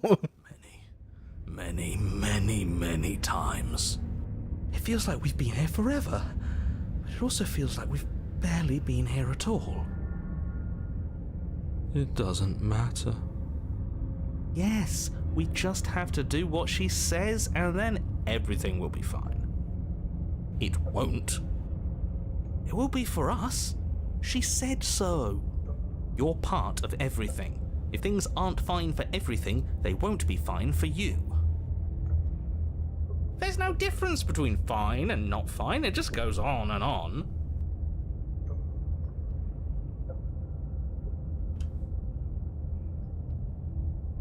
I think they're all wrong. Of course we're wrong. She's the only thing that's right.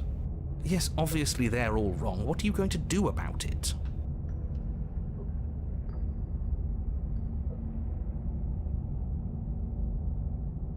I only remember being here twice. Some of you don't seem to remember being here at all. Was I here those other times? Did someone else make the decisions? What does here even mean if you really think about it? Shut up. You were here. Every single time. You did your best, really. There's just a pecking order. And our cruel and beautiful goddess sits atop it, right where she's always belonged. You're lucky. What I would give to be able to forget. I've tried to keep them numb, but they're all too soft. A shame, really.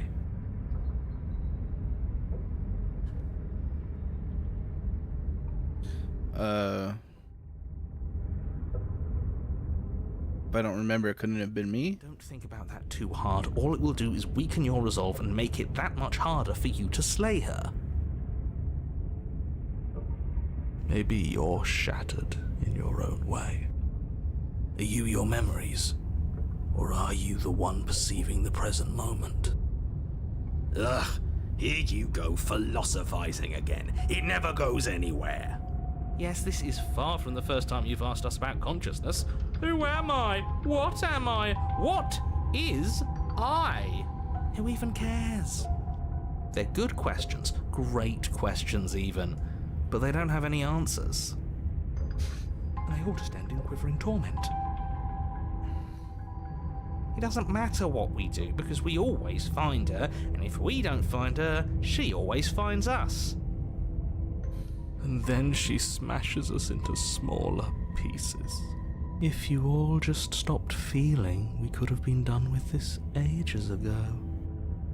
Your thoughts are far too scattered to rein back in.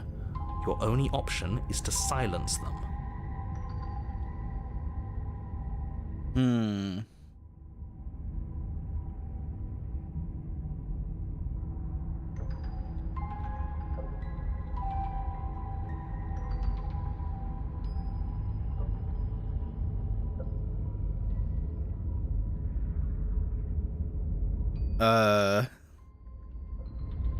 What if we don't go to the cabin?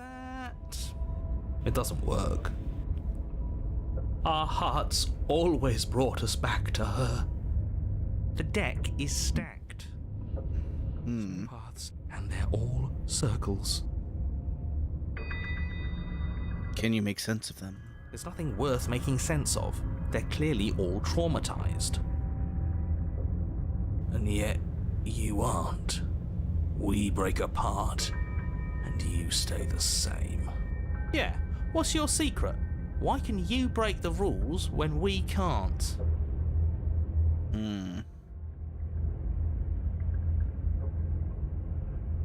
I feel so disjointed now. I don't know if I can pull this off. I don't care how you feel. You have to slay her. You have to pull yourself together. You have to snap out of it. You're lucky you haven't been stuck here like the rest of them. There's no other way to keep going. You either need to forget, or you need to stop feeling much of anything. They can't do either. He's not wrong. He's the only smart one left, if you ask me. He's worse than her.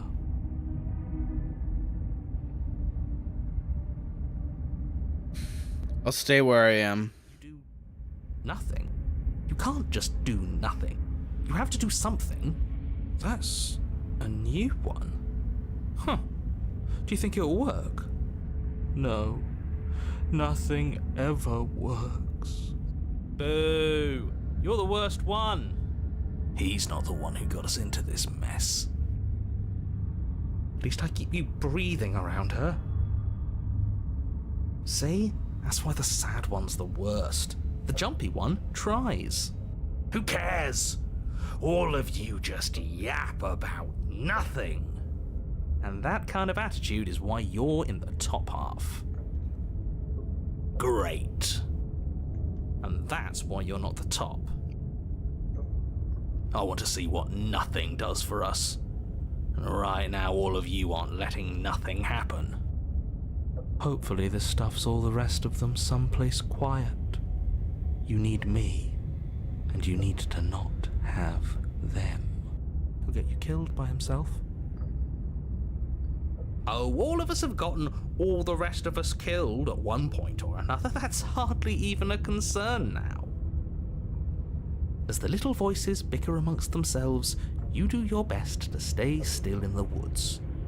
It is difficult, and the more time you spend waiting, the harder it will be to sharpen your focus when you need it. I wonder what we look like right now. Are we standing? Sitting? I like to think we have an air of dignity. My point exactly. Continue to do You have nothing. already committed to my completion. You cannot go further astray.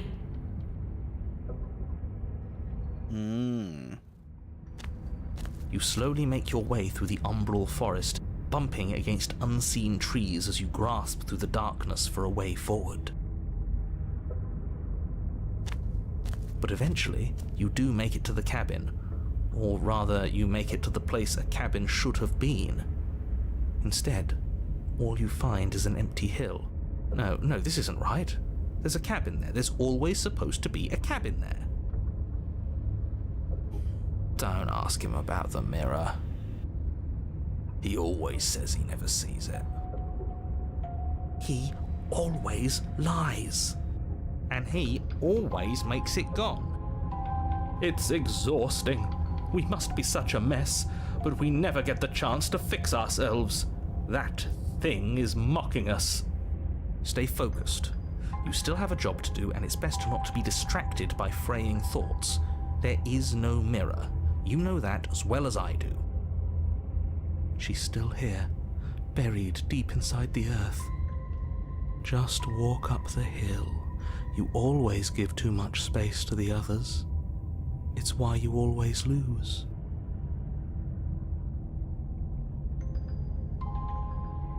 What's wrong with giving them space? What if it helps them? What if they need to be heard? They've been heard too much. It's why they are the way they are. Exactly. They are delusions, and all that catering to them will do is drag you down to their level. You have to keep moving. Or you could just give up. Approach the mirror.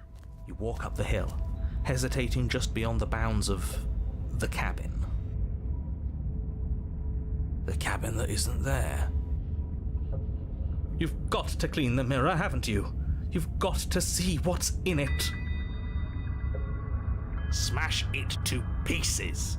She's on the other side, and we have to let her out. It's the only way we can be free. It's the only way we can have our thoughts back. Just go around it. Just do something. It doesn't matter what. Exactly. I'm sure that whatever you settle on, it'll be the best possible decision you could have made.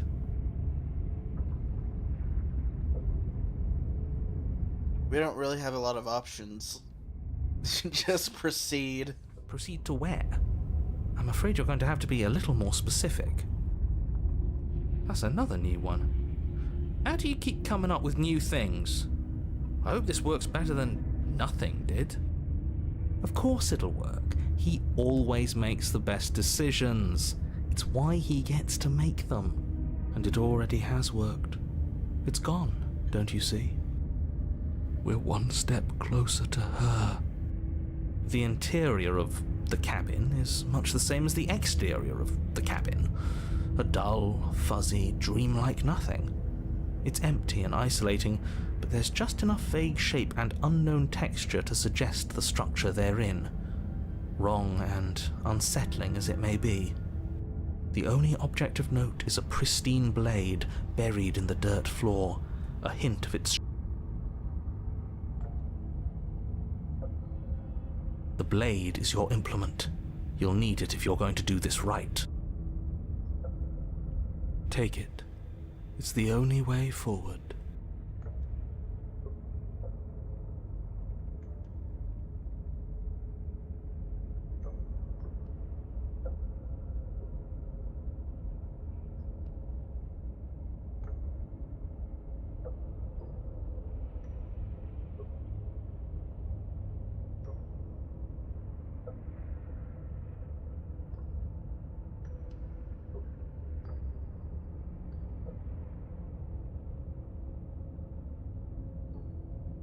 You reach down to take the blade, but as you do, the ground beneath it shifts, the weapon sinking deep into the earth.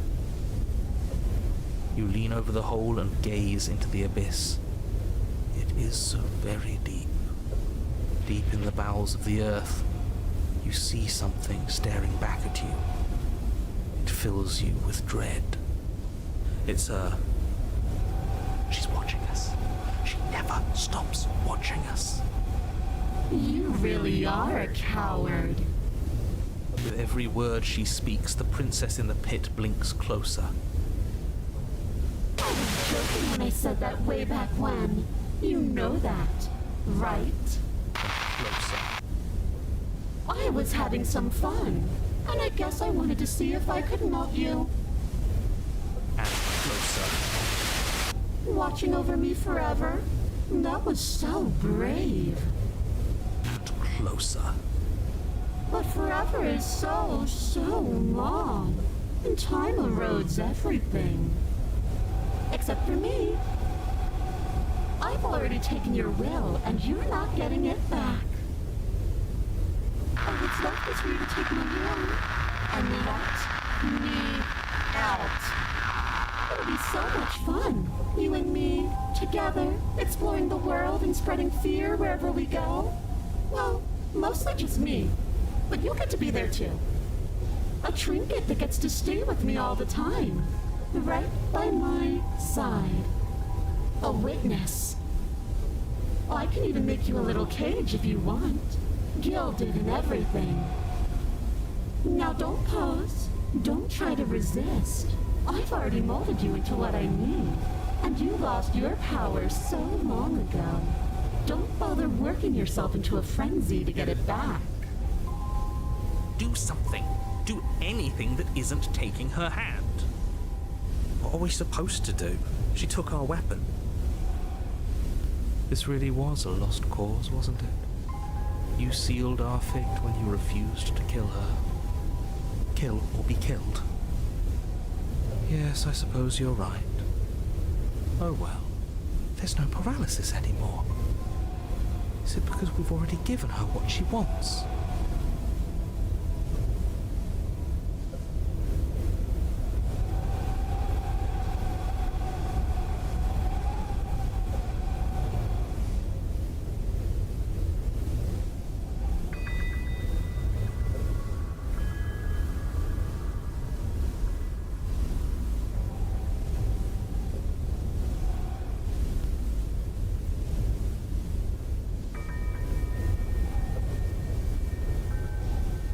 You extend your hand to hers.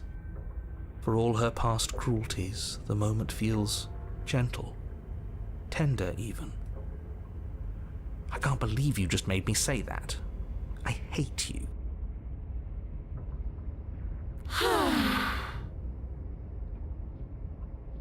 The motion is difficult at first, as if something still resists your efforts. But then that resistance gives way, and it's over. And that's the end. I wonder what we're going to do next. I didn't think I'd be so tired.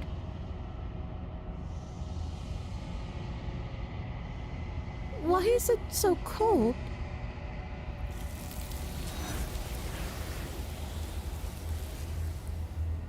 Ooh.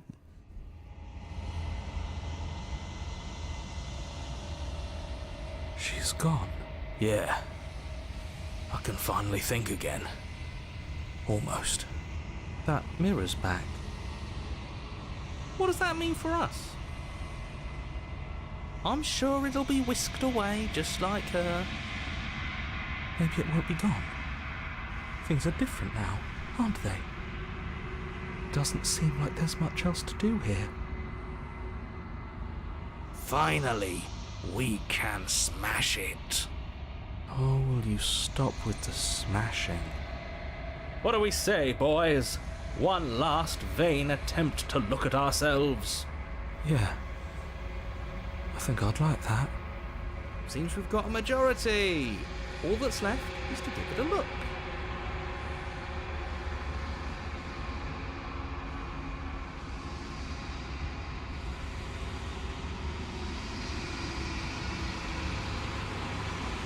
Something tells me that this is the end of the line. But I don't feel bad about it. I'm ready. It feels okay. The fear's gone. I'm done fighting. My heart feels quiet. The game was always going to end. I'll be free of all of you. I'm ready for the truth. I'm ready to sleep. I'm just ready to be anywhere that isn't here. Boys, it's been an honor.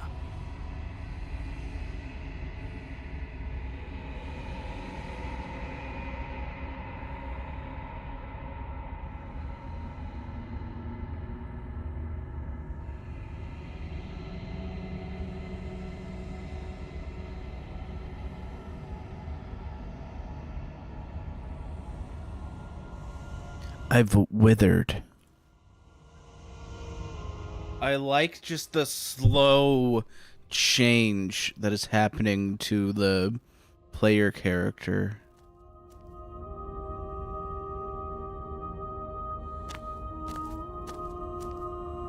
I am a growing chorus of contradiction, a mass of tides ebbing and flowing all at once in more directions than my attention can bear to hold. To look at any one is to shift them all into something new, and to look away is to reshape them yet again.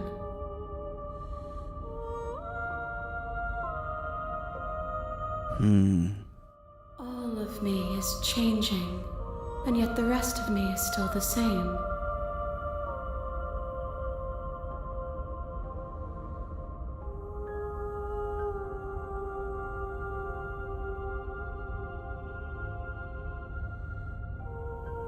It changes me, but it doesn't make me worse, nor does it make me care for you any less. Does it make you worse? Do you resent me?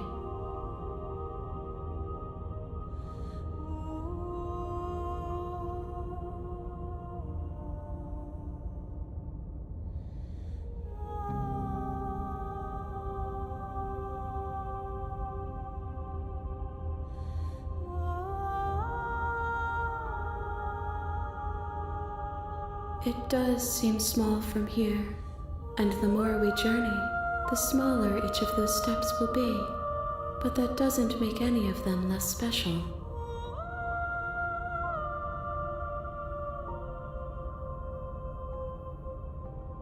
My perspectives are shadowed.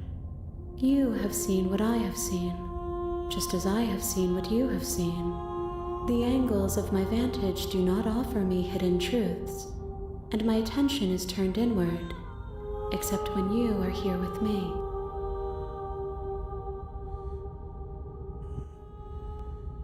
Perhaps this will change when our work is done.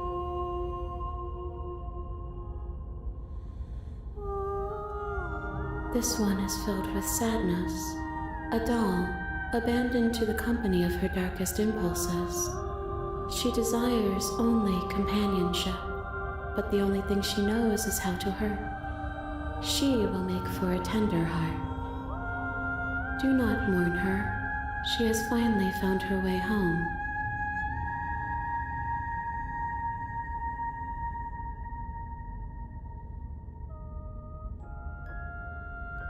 We will know when we near our destination. I will be here when it is time for us to meet again.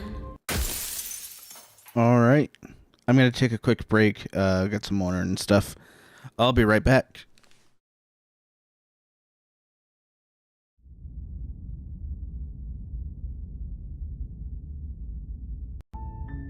You're on a path in the woods, and at the end of that path is a cabin. And in the basement of that cabin is a princess.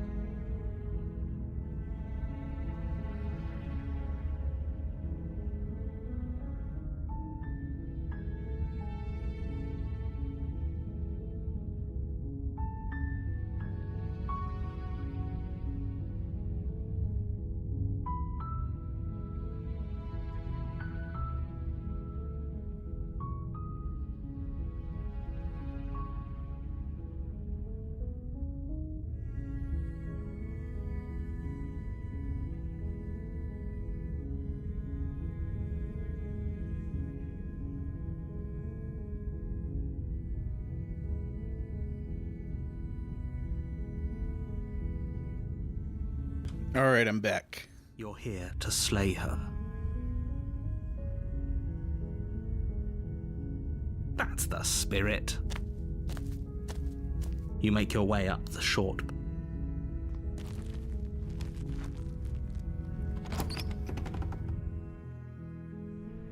The interior of the blade is your... You take the blade from the table. It'd be rather difficult to slay the princess and save the world without it. The door to the base... Her voice. Who's there? She sounds dangerous. Don't let it fool you.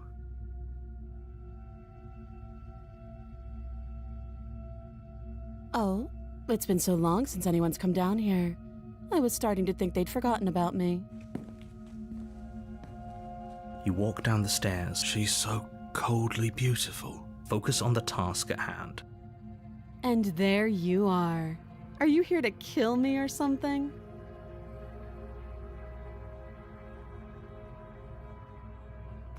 You step forward, your grip on the blade tightening as you steel your resolve. Oh? No talking then? Fine. What even makes you think you can kill me? I'm probably chained up in this basement for a reason, right? And if that knife is the only weapon you have, you'll have to get close enough to use it. So, you should just drop it. Best not to risk finding out what I can do. She's unarmed. If you hesitate now, I'm positive. I'm not. But we'll keep our eyes peeled. If she has a weapon, she'll have to draw it before she can use it. Hesitating? Why don't you drop the knife and the two of us can be civilized with each other? Then I'm not talking to you.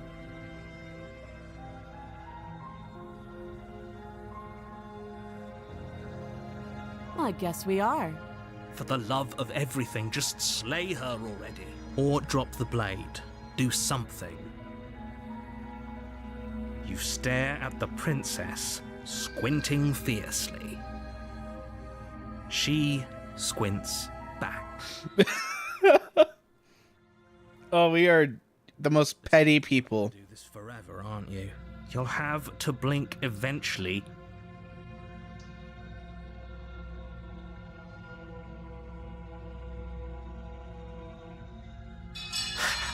The blade tumbles out. Thank you.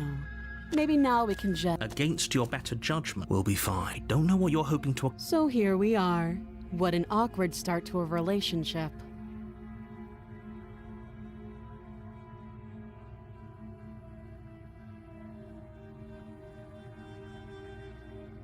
Okay, we've talked enough. Oh?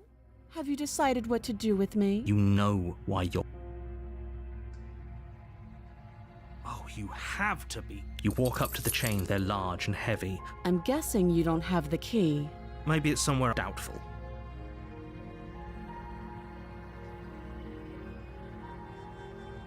Well, you do have that big... She speaks. If we were stuck down here for long enough, I'm sure you attempt to... Is someone else... You make your way back. Easier for everyone.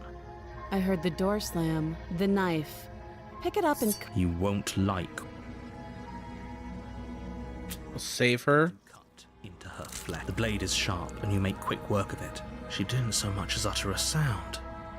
Free from her binding, how is she so composed? Thank you. Now let's get out of here. No, we won't have any of that. As the princess... Wait, this is... Watch me.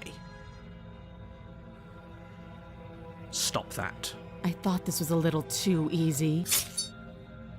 Your body lunges forward to sink the blade into her back, but the princess swiftly moves out of the way before you can connect. Stop it! Stop resisting me! I am trying to get you out of here alive. The blade. Move the blade. You're doing your best to help me, aren't you? I can see the conflict in your eyes. I'll make this quick. She steps forward and pries the blade from your rigid hands. Maybe I'll see you in another life. And then she slits your throat with an almost clinical ease. Her face remains unchanged as she watches you collapse to the ground, blood flowing from your butchered neck. This is the end. isn't it? I'm afraid it is. Everything goes dark. You're on a path. You're here to... It hasn't. Don't forget what he did to us the last time around. I'm inclined to agree. You know I can hear you two, right? It's going to be a lot harder than you think to keep secrets from me. And as far as trying to help her goes, need I remind you how catastrophically dangerous she is to the world at large? I told you about the stakes of this situation less than a minute ago.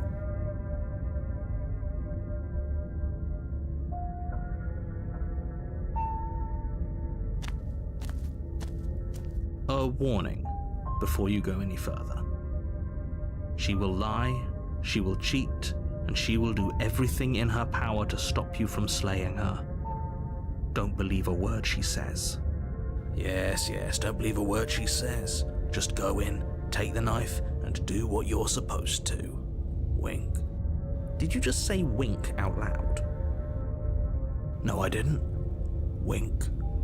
Just ignore this clown and focus on... He says wink out loud because we can't see him. He's my favorite now. I think he's my favorite voice.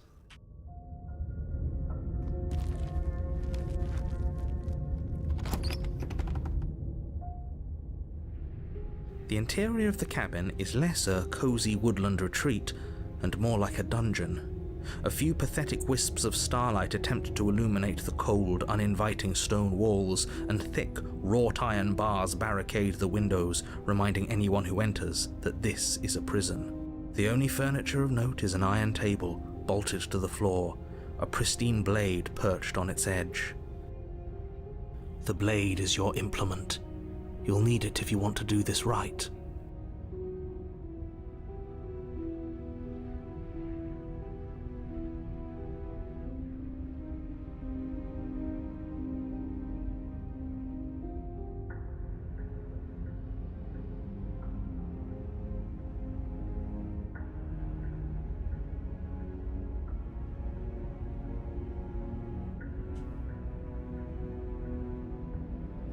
Alright, let's see.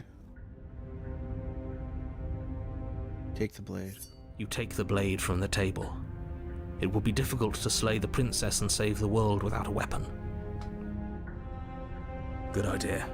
Much better to be armed than to go in with blind hope alone.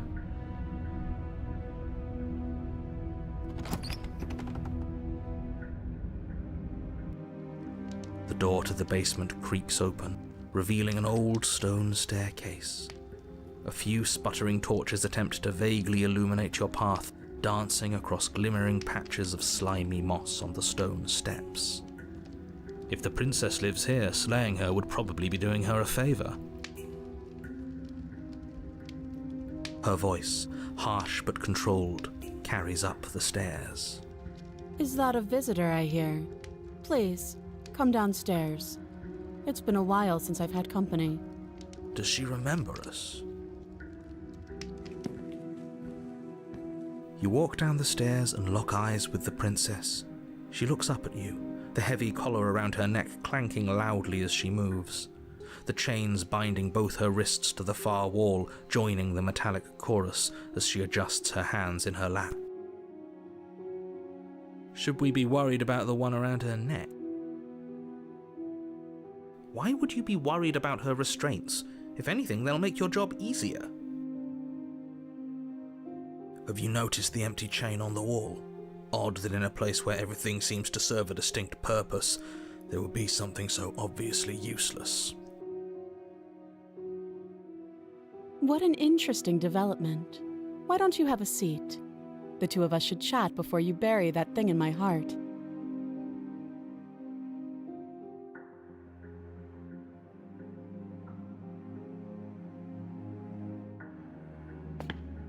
You step towards the princess, but she stops you before you get too close, holding up one shackled hand. There's fine. I'd prefer we keep some distance until we've sorted this out. That's reasonable. We do have a weapon. Might as well put her at ease.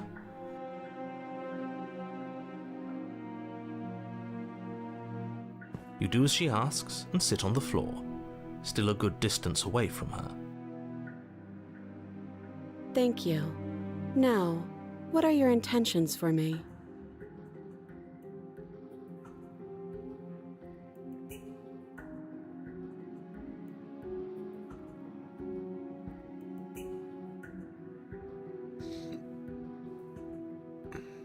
I've been here before. Oh, are we acknowledging that? I thought we weren't going to give away the game. But yeah, I remember. First you make a comment about having been here before, and now this. As much as I would like to remain in denial, it's no use. This has complicated things. It's complicated things how, exactly? Ideally, this was supposed to be one and done.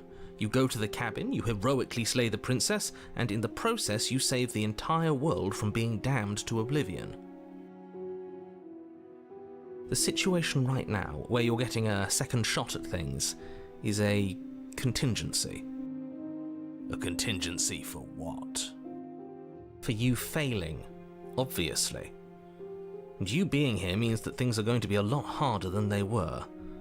I really shouldn't say anything else, I'm just going to make it worse. Just good luck. If you knew this could happen, why didn't you tell us? All of this is incredibly valuable information. It would have changed our actions considerably. I needed you to be in the dark for as long as I could keep you there. It's important. Necessary, even. And maybe I wanted to be the first version of me that you met. I didn't want to be confronted by the alternative. That's pathetic. I never said I wasn't. I get it. It would be pretty upsetting, wouldn't it? To know that you might not be the first version of yourself. At least we can remember what happened before. Seems like we should count ourselves lucky for that. Exactly, he gets it. You're lucky, so don't waste that luck by messing it up again. Alright? Moving on. Why is it important for us to be ignorant? How is it ever helpful to be in the dark? The more I say, the more your mind will swim into dangerous waters. Even saying that is too much. Your success hinges on you having imperfect information. For the sake of the entire world, you need to accept that. I won't. Fine, but you won't get another word from me on the matter. Yeah, sure. We'll see about that. Just give it a rest, this isn't helping. Focus. This is a serious situation. You shouldn't be daydreaming.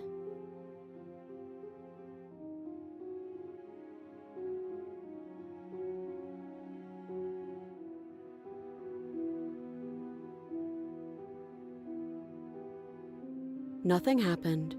You died. I went upstairs. I couldn't leave. I found myself in a new place in chains again. More of them. And now you're back. Is that really all she knows?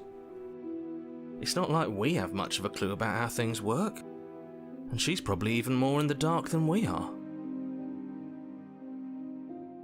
You're looking at me like I might be hiding something. I'm not. I guess it's possible she really doesn't know anything.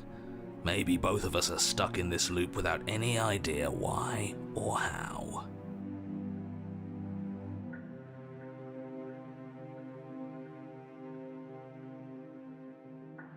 Yes, your intentions.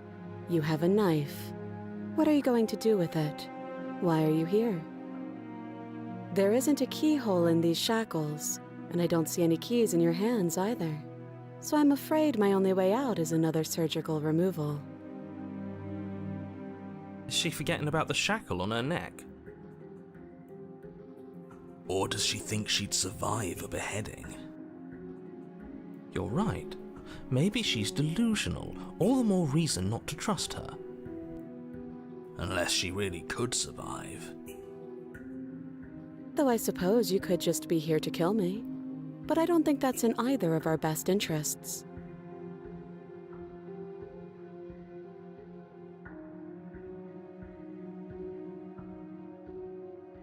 I don't know, but you could always try it on.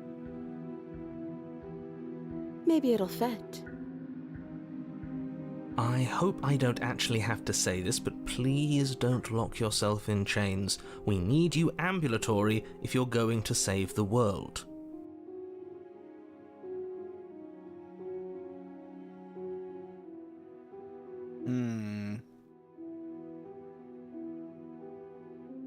No, no.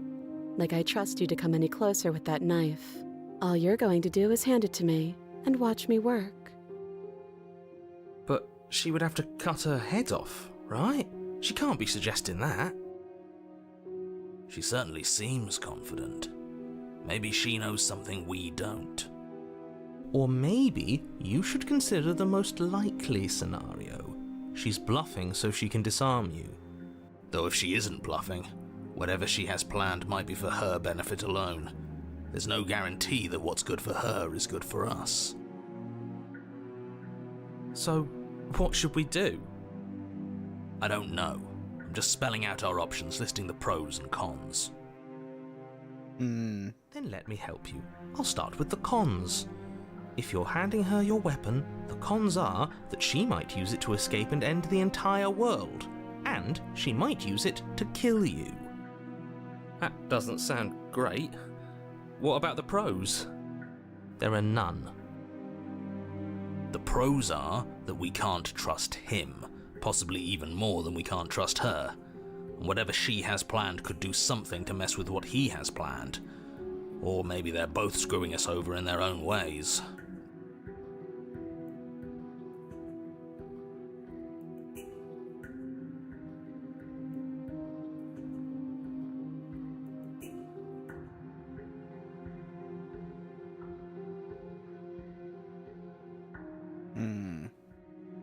I wouldn't do that if I were you. And why is that? Do I even need to explain myself? It's a shackle and it's one without a key. Do you want to be stuck here like she is? And what? Is it going to lock the second we put our wrist into it? I don't know. Maybe it will. He doesn't want us to look at it. That's all the reason we need to investigate. But what if he's telling the truth? He isn't. I am.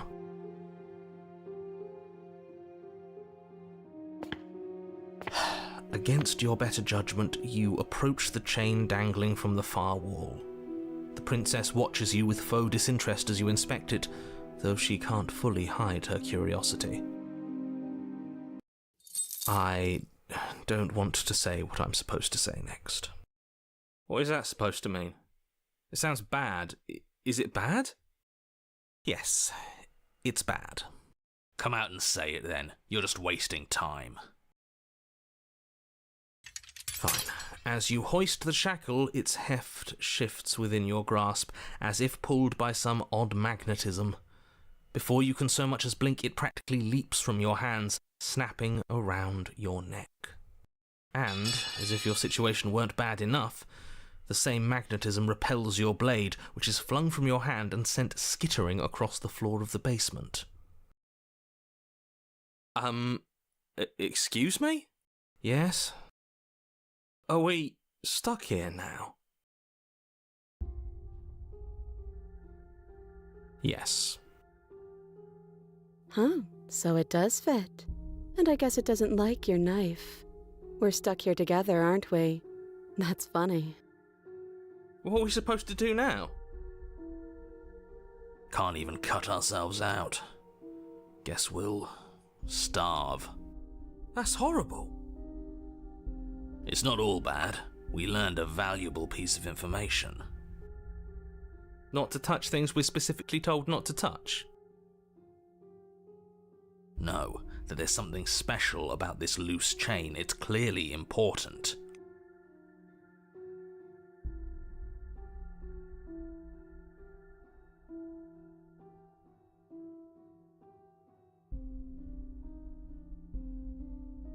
Yep. Yep. Wait, I guess. Maybe something else will happen. Maybe not.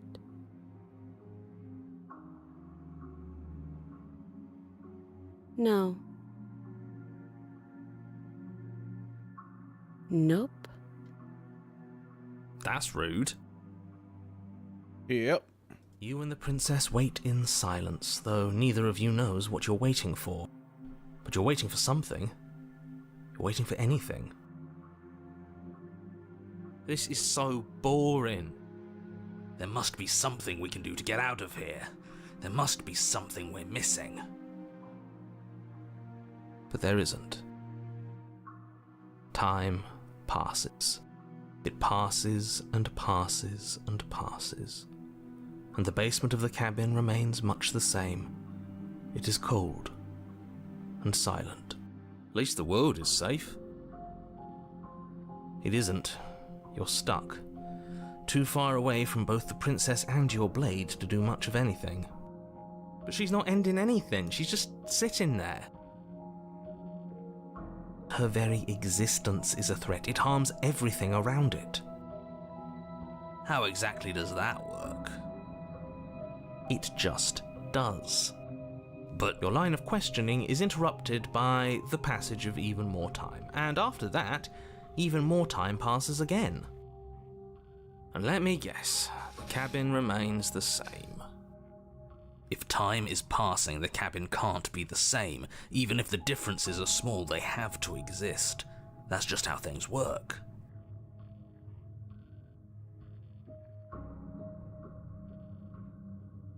I suppose you're correct. Things are changing. The differences are small at first, a bit of weathering here, a bit of erosion there, but then they get larger and larger.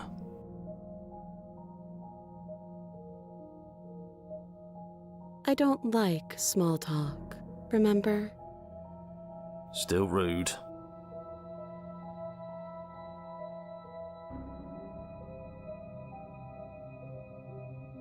You continue to wait in silence, and the cabin continues to change. The decay comes faster now. You can see earth through holes in the stonework, can watch lichen spread along the seams of the walls. That doesn't make sense. Has our entire concept of time changed? What happened to starving? We should have died by now if the rocks around us are starting to erode. She hasn't starved. I guess she hasn't.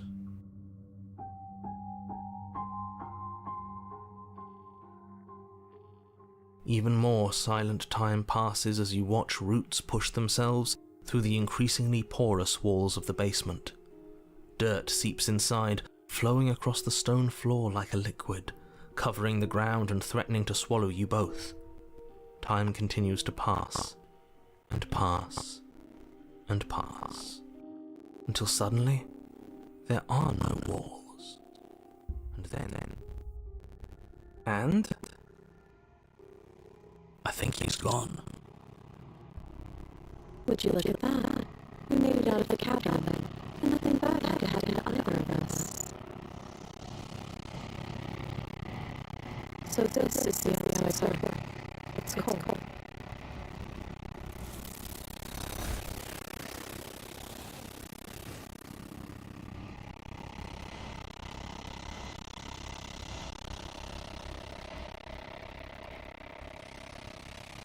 So, I'm pretty sure there's a way to get to chapter 3 from there.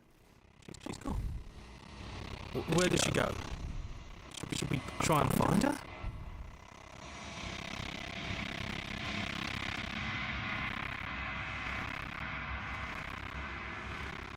What is that supposed to mean? Whatever awful thing I felt before, it feels so much worse now. No, that can't be right. There has to be something more.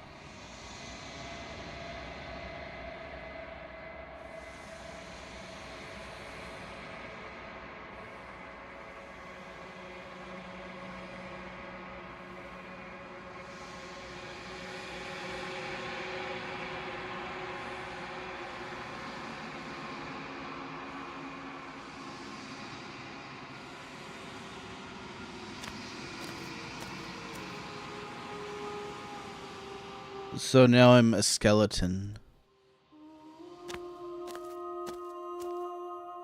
There's a world beyond the endless walls of the long quiet.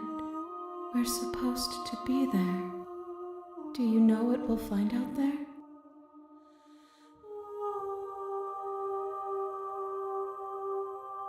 There is a warmth and sadness in me at the thought of people. Fresh tears on a winter's day. They are not like us. They do not last.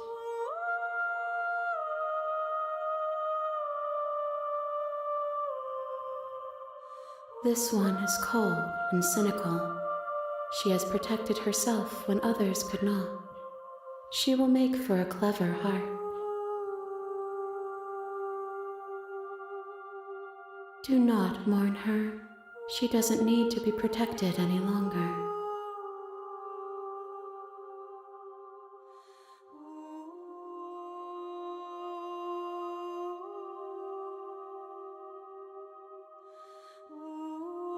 No, their thoughts are quiet.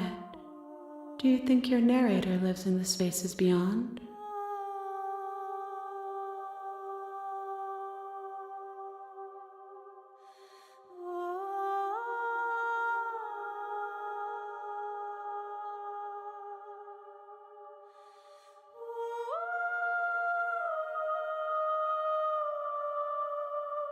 He does, and when you and I find him,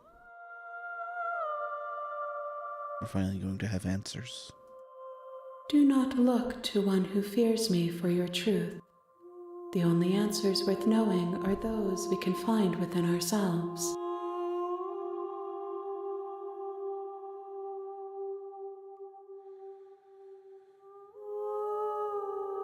If I did, I would already be awake.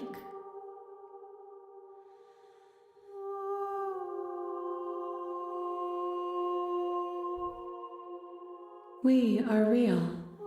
Nothing is an idea that dwells in the absence of something, but nothing cannot exist on its own, and because of that, nothing can't exist.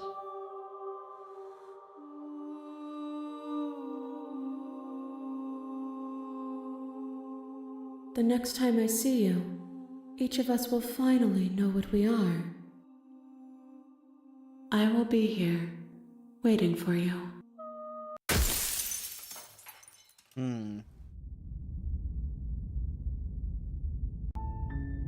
You're on a path.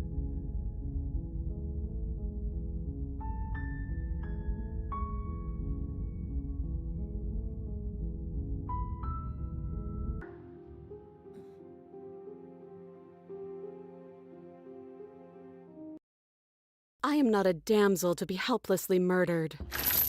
As you move to strike the princess, she stands, her chains clinking as she wraps them around her fists. In an instant they're around your neck, both of you dropping to the ground as she pulls them taut, bracing her body against yours as you struggle uselessly. Drop it, or you die. I thought this was going to be a safe move, but she's going to kill us again. Just listen to her. Do what she says. No. How many times did I warn you? You steel your will and refuse to give in to the princess's demands, ignoring the stars dancing in your eyes and the screaming of your starved lungs. You strike. You fumble your first few attempts, only making surface-level scratches and gouges as your arm flails forward, barely able to obey you. But a single focused blow was all it took. Your blade pierces up through her ribs, slicing through flesh, striking her heart. The chains loosen. The darkness creeping in at the edges of your vision subsides. None of this was ever very fair, was it? But I did kill you last time. Unfortunately for you, that means you've dug your own grave. You can forget about me ever helping you again, even if it damns us both. And just like that, the princess is slain and the world is saved. Whenever you're ready, you can proceed to your reward. I don't like this. It was too easy. It was not too easy. That's right. This was an incredibly difficult task, and you performed it admirably. Let's just get out of here. I don't like looking at her body. Plus, he said there'd be a reward. I'd appreciate a reward right about now. You have the attention span of a fly. How are we supposed to unravel the mysteries of this place if you're so easily distracted by empty promises? It's better to have a short attention span in a situation like this. There's no use dwelling on the past, especially when it's already set in stone. And especially when your promised reward is not, in fact, empty, and is worth all the adversity you've been through to get here. Fine. But if we're leaving, then we're taking the blade. I feel exposed without it.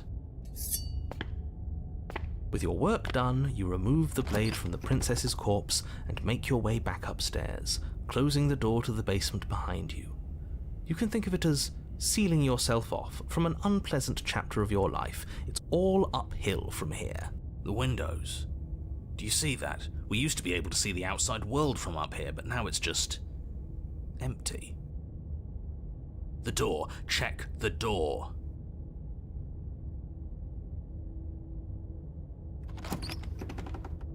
You open the cabin door, ready to return to a world saved from certain doom. Only a world saved from certain doom isn't what you find. Instead, what you find is nothing at all. Where a lush forest stood mere minutes ago, the only thing in front of you now is the vast emptiness of some place far away. You don't have to act surprised. We could see this vast emptiness through the windows. But if everything's gone, does that mean we're not gonna get our reward? This is your reward. An eternity of bliss, if you'll have it. And I suggest that you have it. Okay.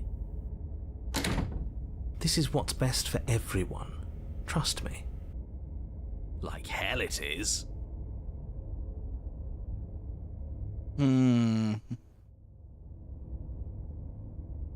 This isn't an ending. In fact, now that the princess has been slain, endings are a thing of the past. No, this is the beginning of eternity. Your reward, like I just told you. Time passes. You can't be sure if it's days or months or years or even decades. It's all a wonderful, boring blur. You've never been happier. Decades? No, it can't be decades. We can't go along with this. We can't let him win.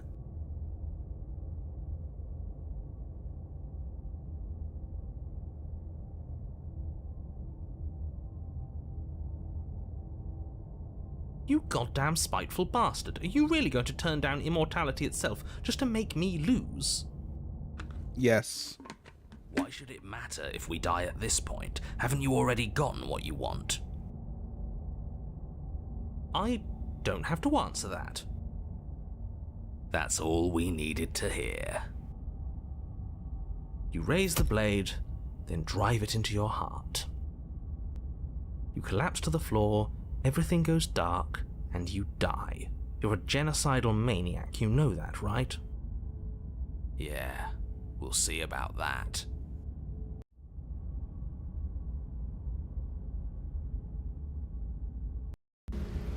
You're on a path in the woods. See, that wasn't so bad.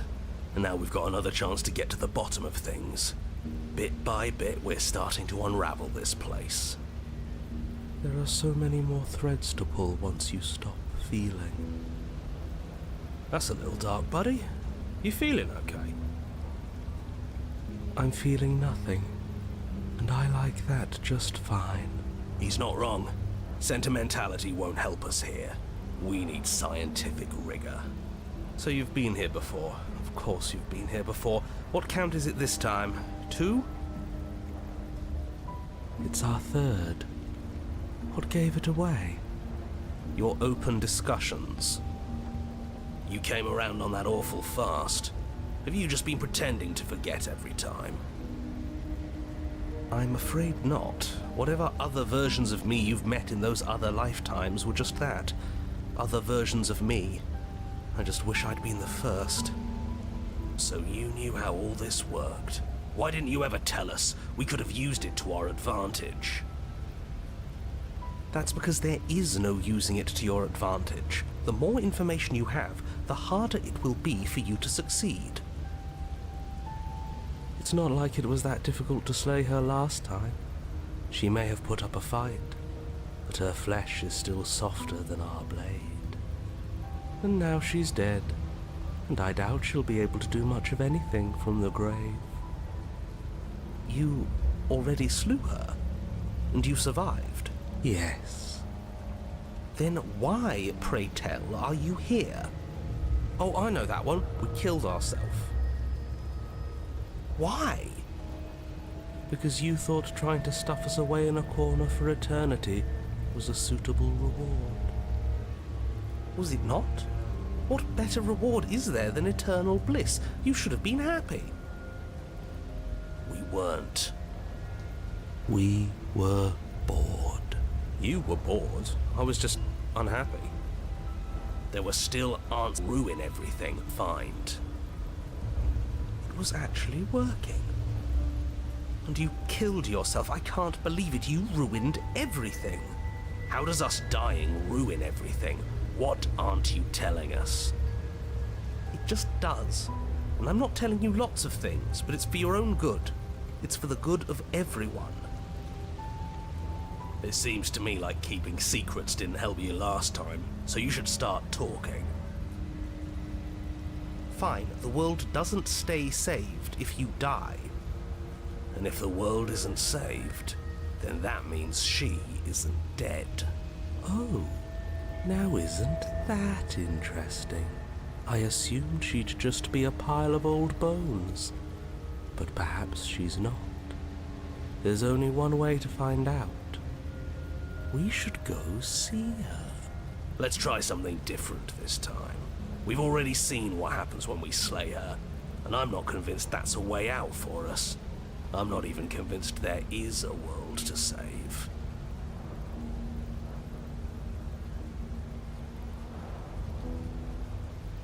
Yes, things are different, aren't they?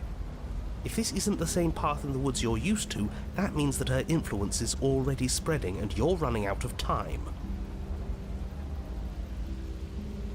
Her influence? What's that supposed to mean? It means exactly what I said. Don't overthink it, or you run the risk of making your task so much more difficult than it has to be. And what is that supposed to mean? Forget I said anything. I've probably already made things worse, and I need to stop talking about this now before I definitely make things worse. Oh, come on, tell us your secrets. Haven't we been through enough? Don't we deserve to know? No. Is there a reason it would be raining? If there is, it doesn't matter. If a bit of rain is the best her influence can conjure, then we have nothing to worry about. A drenched corpse is still a corpse.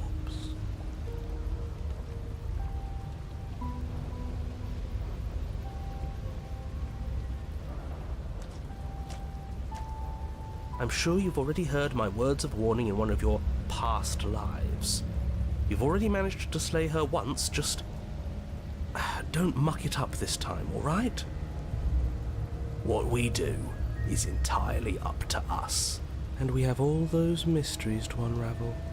Isn't that right? You aren't here to solve a mystery. You're here to save the world. That's what you say. But how can we be sure? We can't be sure of anything except what's right in front of us. Okay, but we should care about the fate of the world. Why? Because we should. I don't know. It's important. Is it? Yes. I think. Don't let them make you second guess yourself. The fate of the world is the most important thing there is. For all we know, the world you're talking about isn't even real. Of course it's real. Where do you think you are? Somewhere else? Maybe we are. This is horribly unproductive. The cabin and your extremely important destiny await.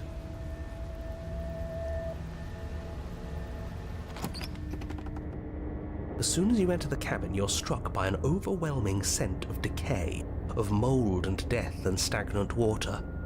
The once stately wooden building is bloated, its beams dripping with a black ooze of putrefaction, all but the exterior stone walls warped beyond recognition. It must have been beautiful once, but in its ruin, it is beyond repulsive. But you're not alone. You can feel something watching you. There is a figure faintly outlined against the rotting wood of the wall. Is that her? It's like she isn't even there. See? We killed her. You're right. Maybe she doesn't reset like us. She certainly doesn't look the same as she did last time. Before you can make a move, the figure is gone, vanishing behind the door on the far side of the room. The door at the end of the room, but there isn't a door. There's a mirror, that's it. The mirror? Is this some kind of joke? Did you all plan this out before dying? There is no mirror. There's the door to the basement, the table, and the pristine blade. Huh. That's strange. There's supposed to be a pristine blade. Why isn't there a pristine blade? Maybe it's gone because we've already killed her with it. But we had it with us when we died. And besides, everything else has reset. Why wouldn't the blade have reset too? Maybe it's because we've already explored that avenue. We've seen what happens when we slay her. Maybe this place has decided we don't need to try that again. I suppose it doesn't matter why the blade is gone, but you're going to have to find it if you're going to do this right. So why don't you march over to that door and make your way down to the basement?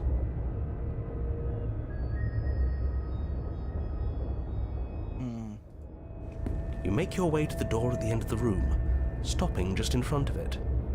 You must think you're looking at that mirror you mentioned earlier, the one that doesn't exist. Just reach forward and open the door. It's so hazy. We should try and clean it off. You reach forward and place your hand on the door to the basement. The handle is just a little to your right, and a little down. Yeah, we can see it now. So much for our reflection. We didn't need to see ourselves anyway. I'm much more interested in seeing other things. No way left to go but down.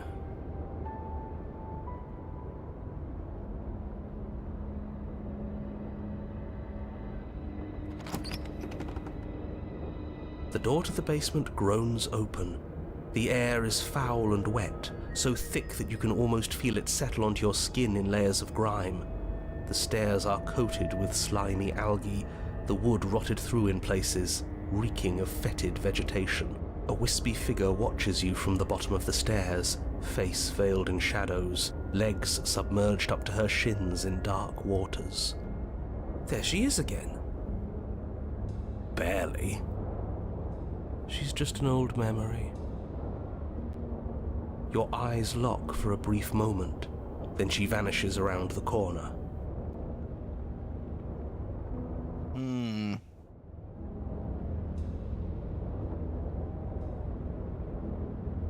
You receive no response. Do you think she's upset with us? I don't like being here unarmed after what happened last time. I feel so exposed. She doesn't seem fully there. I'm not sure she's even capable of being upset. You aren't helping. Are you scared of a little ghost? What's she going to do? Look at us until we feel bad? She can look all she wants. It won't do anything.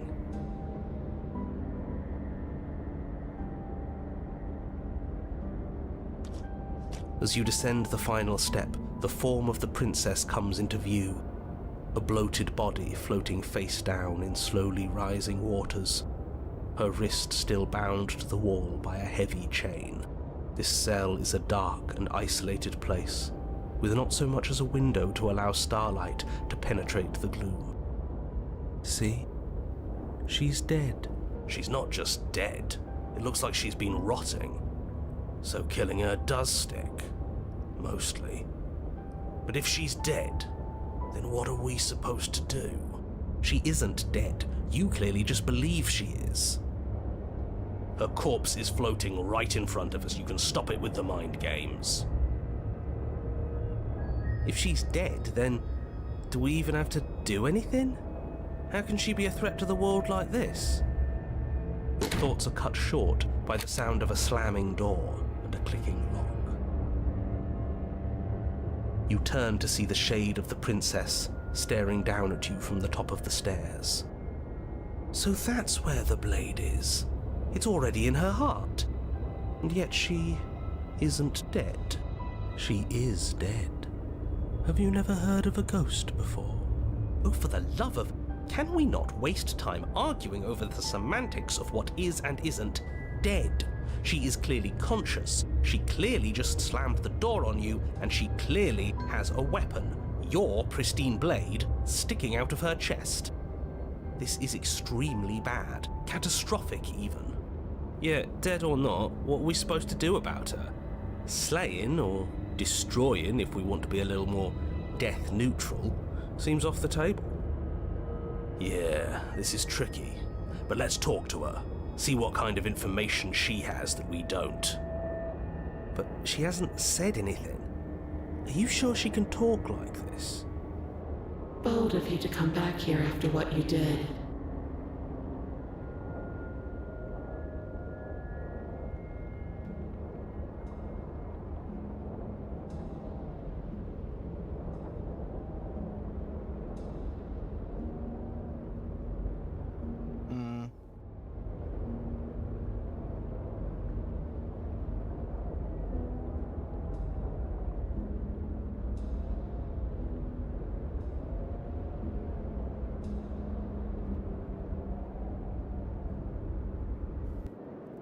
But she doesn't answer your question.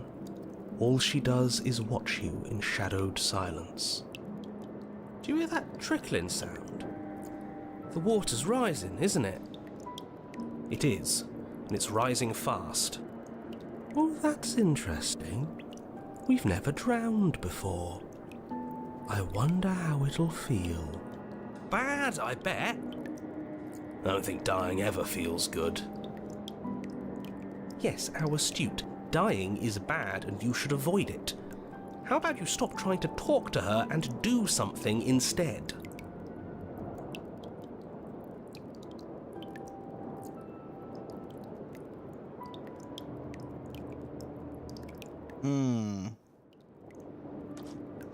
The princess eyes you with a disaffected gaze as you rush up the stairs, but you don't make it past the first few steps.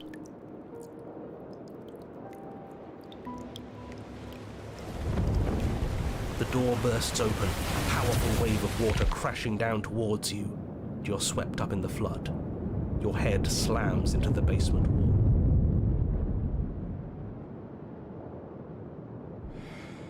You come to a moment later, suspended in darkness, disorientated, only aware of the surface of the water and the emptiness above.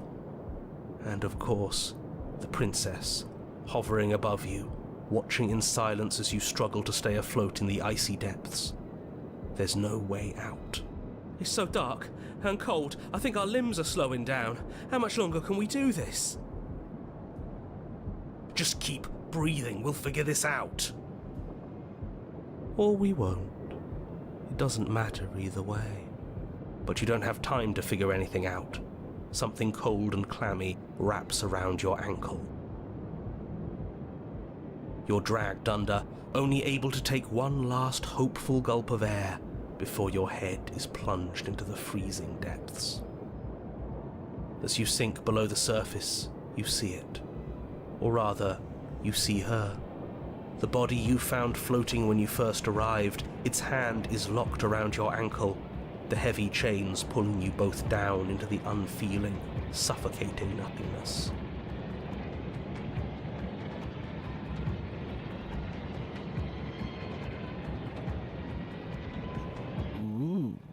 I get it.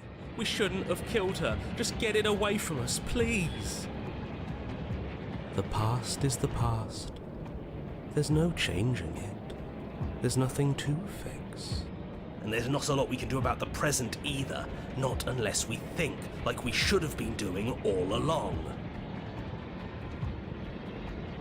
But there is no thinking as you drown. You desperately try to pull yourself back to the surface again, and again, and again. Your icy limbs flailing desperately against the grip of her rotting corpse. And all the while her ghastly figure stares down at you, expressionless, as unfeeling as the weight around your ankle. Your lungs filled with water, the same your mind filled with blood. In the end, we're not so different.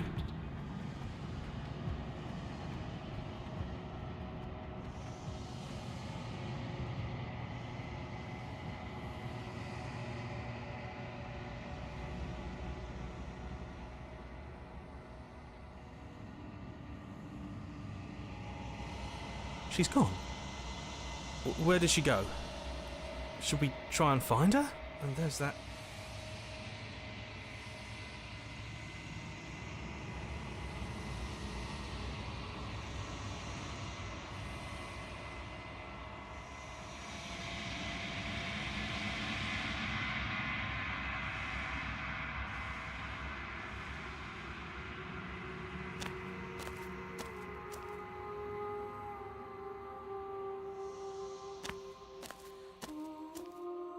There's a world beyond the endless walls of the... Do you know it? This one is guarded sorrow. She saw herself as alone, but in the end had the courage to share with another. She will make for a deep heart. Do not mourn her. She has finally been heard.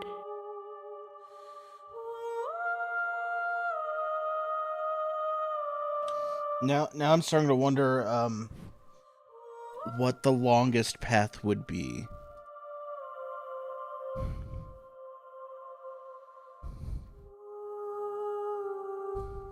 The next time I see you, each of us will finally know what we are.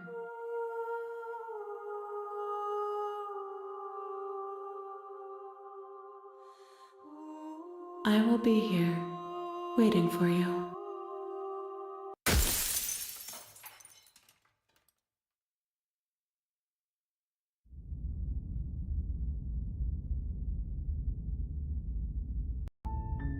You're on a path in the woods, and at the end of that path is a cabin. And in the basement of that cabin is a princess. You're here to slay her. If you don't, it will be the end of the world.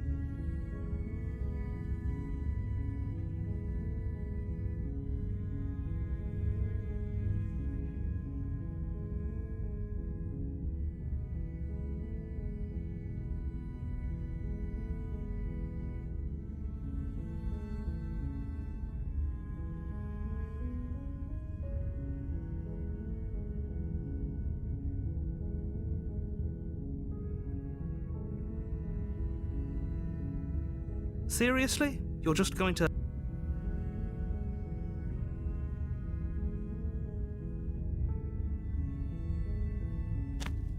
Fine.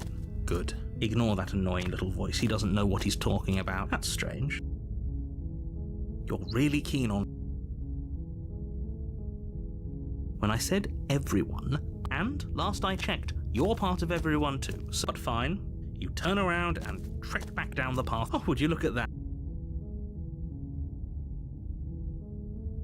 There's always a choice. Let me tell you right now that you're making the wrong one for pretty much everyone who's ever lived, as well as for everyone who ever will. I'm just going to walk through the woods. And here we go. As you trudge into the woods, something strange starts to happen. At first, it's little flickers out of the corner of your eyes. Glimpses, but as you focus on your surroundings, you start to realize that those flickers weren't just a trick of light. In every direction, there is a path and a cabin. And not just a cabin, the cabin. An infinite fractal of paths and cabins desperately trying to draw you back to where you need to be. Wait, what's going on? But you're too stubborn for that, aren't you? It doesn't matter how many paths or cabins appear around you, you're just going to do whatever you can to shirk your responsibility because you care more about irritating me than you do about the fate of the world. Yeah, that sounds about right. You've doomed us all. You know that, right? But of course you do. Otherwise you wouldn't just wander off into the forest in search of certain death. You lose track of just how long you spend aimlessly tromping through the wilderness. But it's not like any of that time spent lost in the woods really matters, because it isn't long before the world ends and everyone dies. You're on a path in the woods, and at the... You're here to slay her.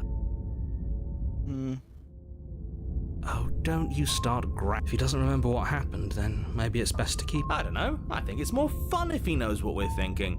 He's like a captive audience. That is true, he is a captive audience. The entire world ending wasn't enough to get rid of us. I don't think there's much he can do other than object. I wonder what else we can do to ruin his day. If by ruining my day, you mean ruining everyone's day forever, then yes, I suppose there are plenty of ways you could pull that off. The world really did end last time, didn't it? We should be careful. For all we know, we just got lucky. The world hasn't ended yet, and you are never going to slay her with that attitude. You know I can tell when you're lying, right? Please take a warning before you go any further. She will lie, she will... If we're stuck going in there, maybe we should believe her. Maybe she isn't a liar. Ignore him. He's just being difficult. Let's keep... The cabin interior is wrong. A confusing patchwork of many cabin interiors, all projected across what's almost the same space. But it's all shifted. An inch here, a foot there, such that the seams are never quite visible enough for the place to make any sense. The only furniture of the blade is your implement. You'll need... If he wants us to take it, maybe we should just leave it to collect dust, or better yet, grab it and throw it out the window. What good is a knife against a world-ending monstrosity anyway? No, we're taking the knife. Have you seen this place? We have literally no idea what to expect and no idea what we're dealing with. I've already told you what you're dealing with. You're dealing with a princess. How many times do I have to explain this incredibly simple and straightforward premise? You can't just say that, not when everything here is so wrong. Listen to me. My job is to describe facts as facts and to guide you through your job, which is to slay the princess and through that action, save the entire world. And if you're going to slay her, you cannot let fear creep into your heart. You cannot lose yourself before you even get to her. Oh, ho, ho, ho! You've piqued my interest. What's going to happen if we lose ourselves? Nothing, because you're going to pull yourself together. Just ignore the stressful geometry and stay calm. How? Even if we closed our eyes, you're constantly describing it to us. I'm not going to stop doing my job, so you're just going to have to get better at yours. And quickly, if you don't mind. Alright, we're just gonna go into the Take a basement. deep breath. I'm all for getting under his skin, but we'll miss out on loads of fun if we shrivel up into a ball and go insane the first time we see something weird. What you're seeing here is obviously real. Just accept it and go with the flow. It really isn't hard.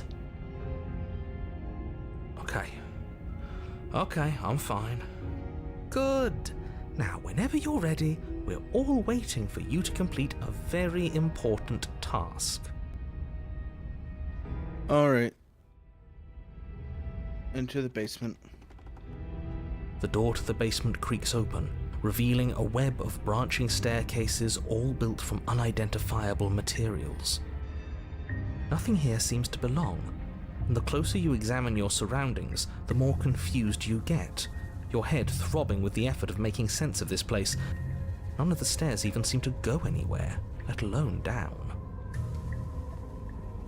The air here has a sickening, almost sludge-like miasma to it, the kind of indiscernible quality that comes from the blending together of every scent there is at once. An odour that is simultaneously everything and yet the sum of it all coalescing into a thick, nauseating nothing. If the princess lives here, slaying her is probably doing her a favour. Her voice, a disquieting collage of tone and personality, drags up the stairs. Hello? Hi.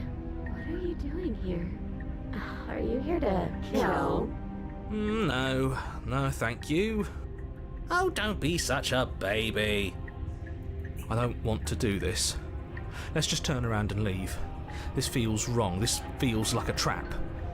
Like whatever we do, we're gonna die. We don't even have a weapon. But we already tried turning around and leaving, didn't we? And he threw up a wall. No way to go but forward.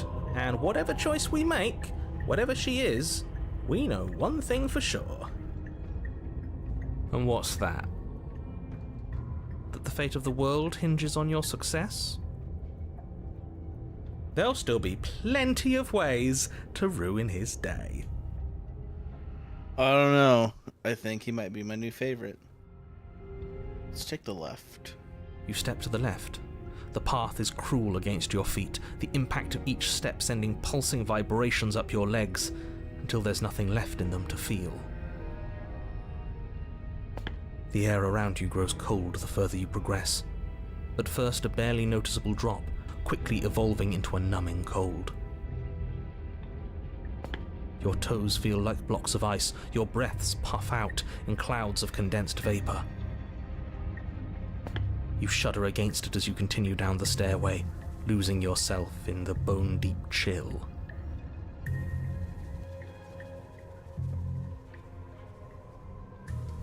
You slowly lose sense of yourself the further you go.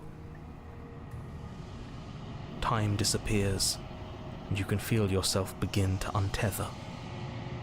Physical sensations dull and then vanish, until the only things experienced are the endless repeating patterns and emotions of the journey, a continuous march forward to a destination long forgotten.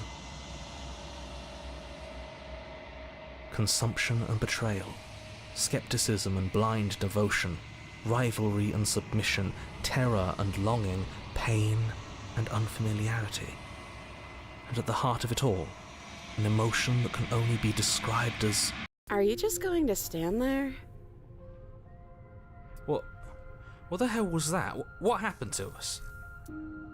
I feel so strange. Like I'm fundamentally different, but also still the same person I was at the top of the stairs. Oh well, that was a trip, but now it's over. Time to get back to our old devilish ways. The princess, eyes bright but otherwise shrouded in darkness, watches you impatiently from the other side of the basement. Don't forget why you're here. And why are we here again? In case you weren't listening, I'm afraid I lost myself on the way down. You're here to... He's just being an ass, we remember. Though I'm still not sure if we should trust you. Let's talk to her for a bit, try and get our bearings. She seems normal.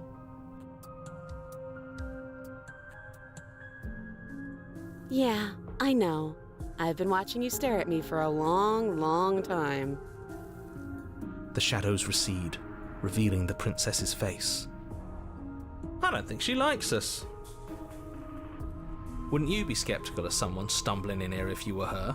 We lost ourselves the second we stepped into this place. I don't know how long she's been here, but I can't imagine it would be easy for her to trust anyone.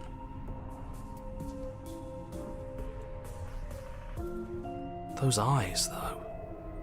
They're so sharp. It's just deception. Don't buy into it. You can do this. It's okay. Don't worry. Sometimes I get lost here too. As the princess speaks again, it's almost as if she fractures. And where there was once just one of her, there is now another. We can do that? I don't like this. It's those cabins all over again. Can we put her back? You said you'd been here before, right? What exactly happened last time? Does it matter? Yes, it matters. But I'm not going to waste any more time prying out details if you're going to be so irritating about it. It seems to me like you saw something you weren't supposed to have seen. If only you'd listened to whatever words of wisdom you were given in that other reality. But what's done is done, isn't it? Whatever you saw last time, unsee it. Whatever thoughts weaseled their way into your head, unthink them. If it's not already too late. You have a job to do here, and you need to do it now. Ooh, new plan. Let's see if we can make even more of her.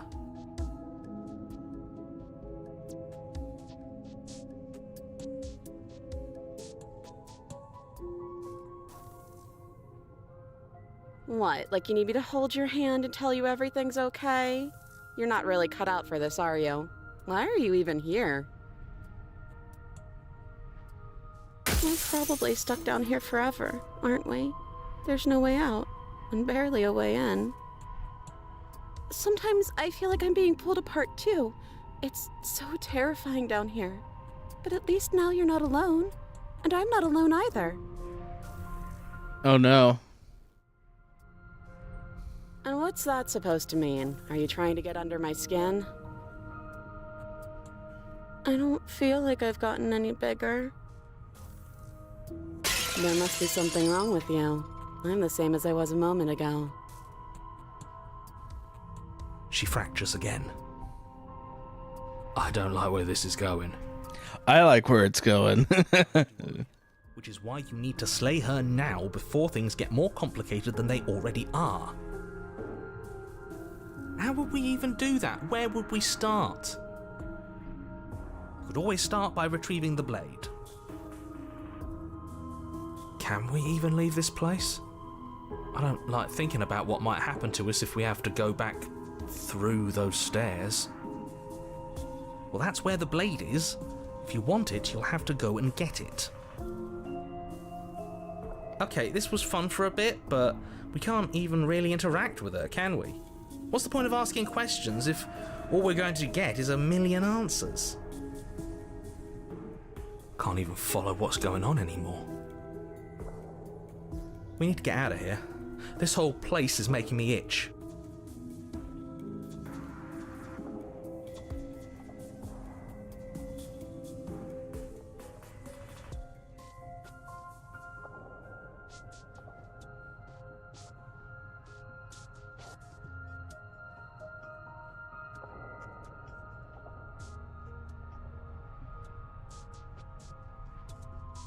You can address me as Your Royal Highness, or Her Majesty. Any honorific should do, really. You can call me Princess, if you'd like. Princess. It doesn't matter. I've been down here for so long. What's the point of a name if there's no one around to use it? None of them have names. How astute. I told you she was untrustworthy.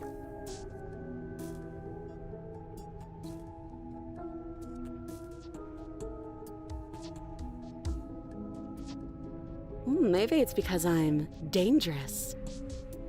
But you know, right? You have to know. You're the only other person I've ever seen. Or at least the only one I can remember. Don't give me false hope. Please just end this already. One way or another, just do it. Oh, don't be coy. We both know why I'm locked away here. I'm a monster, and the second I get out of this place, I'm going to end the entire world. This is reaching its breaking point. If you don't act now, there will be nothing in here but her. Take a deep breath and focus up. You can do this. But how do we decide what to do? Can there even be a right choice when all of them are so different? Stop overthinking it. Your drifting thoughts have clearly been part of the reason this situation has gotten out of hand. If you're trying to do the right thing, there's only ever been the one option, and that option is slaying her. Just do something. Do anything. Do all of it, if that's what you want. This place is hell, and it's only getting worse.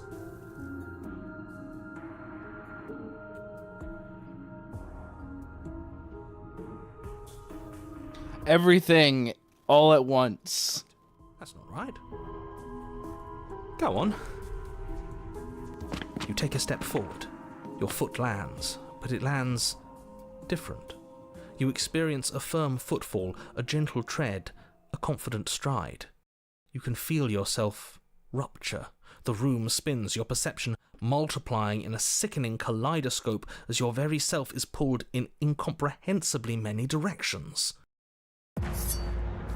You find the blade suddenly in your hands. All at once you use it to strike at her bindings as you remain upstairs and slay her and leave her to languish alone. Is this what the end of the world looks like? What an unbearable mess. But this... we can't... Do you not have anything witty to say? I could use a good bit of wit right now. No, I don't, because this isn't fun. How are we supposed to have fun if everything is happening at the same time? It's the same as nothing happening, and nothing is excruciating. Luckily for all of us, nothing and everything doesn't go on forever. The world and the princess collapse in on themselves before it all falls apart. I think he's gone. We were never going to salvage this, were we? What happened to us? What are we? There are parts of us that are dead, and the others just don't fit. They just don't fit. We can feel them moving around in spaces they don't belong. It's all so uncomfortable. Did you do this? Did we do this? Can you pull us back apart? Can you fix us? We should help her. I think we did this. How surprisingly sincere. I didn't actually think our actions had consequences. It's a little late for regret, isn't it? Please.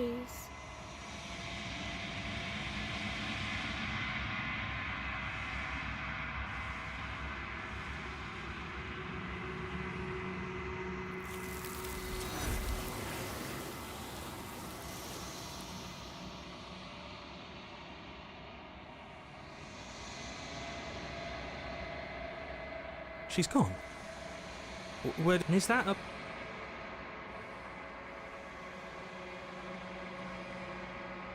But it feels so bad.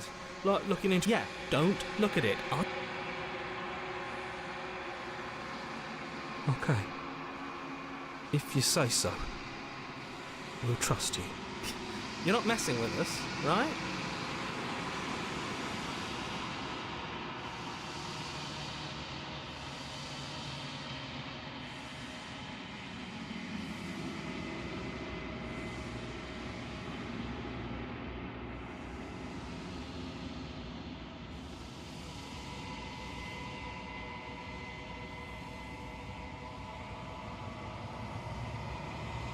I think you know what I am.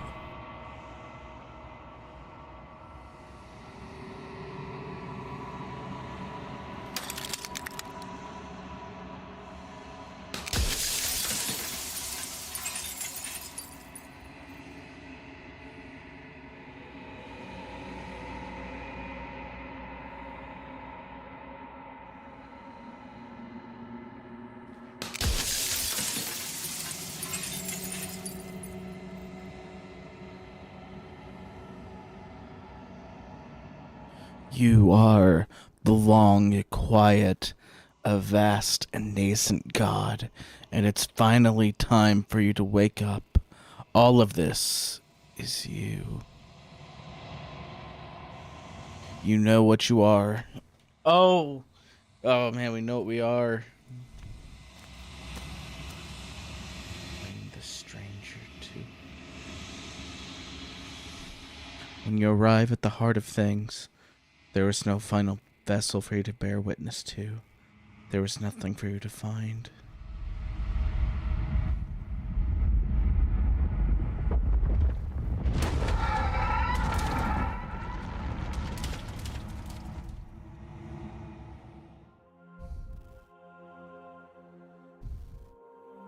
I can finally see you, and you can finally see me. It's been so long, and my heart has ached for this moment. I've missed you dearly.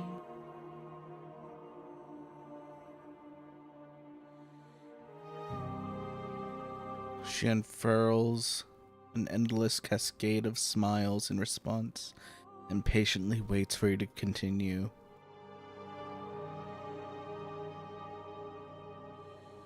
Names are their attempts to capture that which cannot be captured. They call me the Shifting Mound, a pale imitation of what I actually am.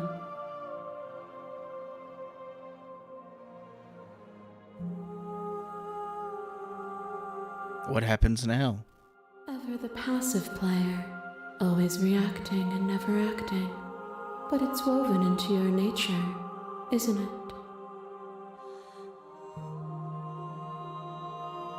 When the echo spun us from one into two, he gave you a choice and me a role to play. I am not death, but I contain it in my multitudes. So, will you attempt to destroy me and bring about a world devoid of death and the possibility of meaning? Or will you open the final doors to our liberation?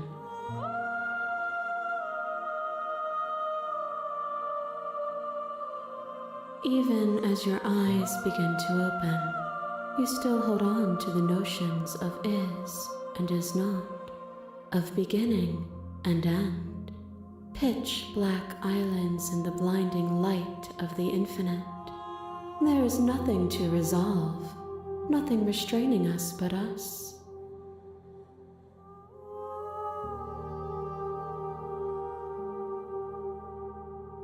Of course I have a say in all of this. You and I share reflections of each other's burdens, just as you and I share reflections of each other's gifts.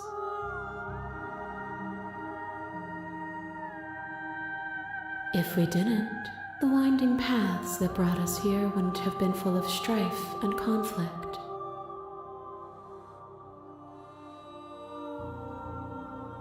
My very nature is paradox, as is yours. You cannot use words to grasp at things that are beyond their reach, and you cannot rationalize that which defies logic. But violence and passion are dances that both of us know well. If this is what it takes to enlighten you, then so be it.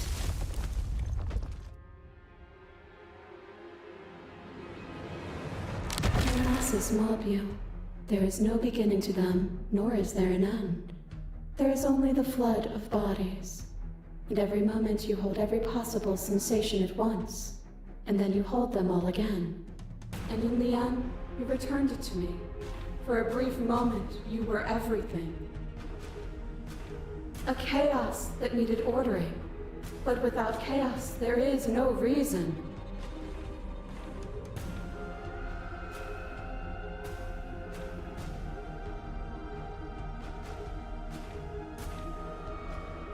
You saw with a single pair of eyes what you needed dozens to comprehend. And now here we are, each with millions of eyes, and all of them opening to what we are. I kill you, you kill me. Back and forth we go, faster, faster, faster. kill you, you kill me. Hollow eyes watch from the dark corners of a forgotten cold, started by emotions left unspoken. The tide rises. I kill you and me. An ending is a passion that can only be expressed with cold star. It is a seed for a new beginning. To linger on an ending is to rob it of its life. And without me, all that's left to do is linger.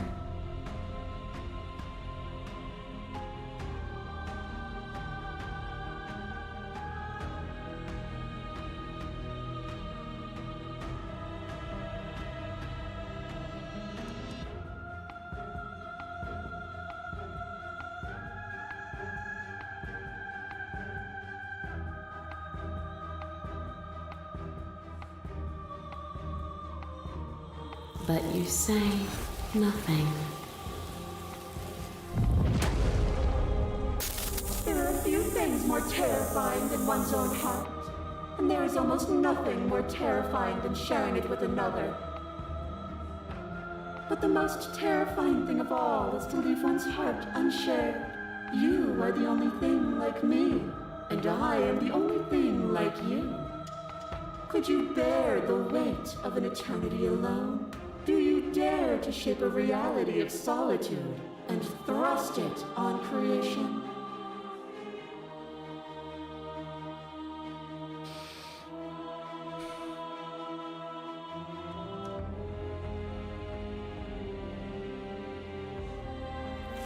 And so your quietude continues.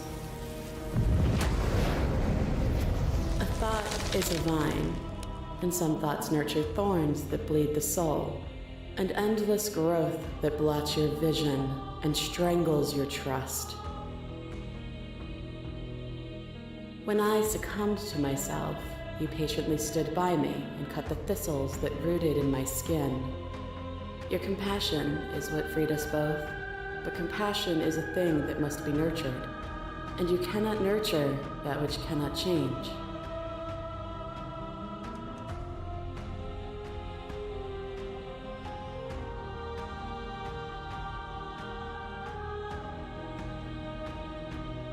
Then help me again. We are each other's liberation.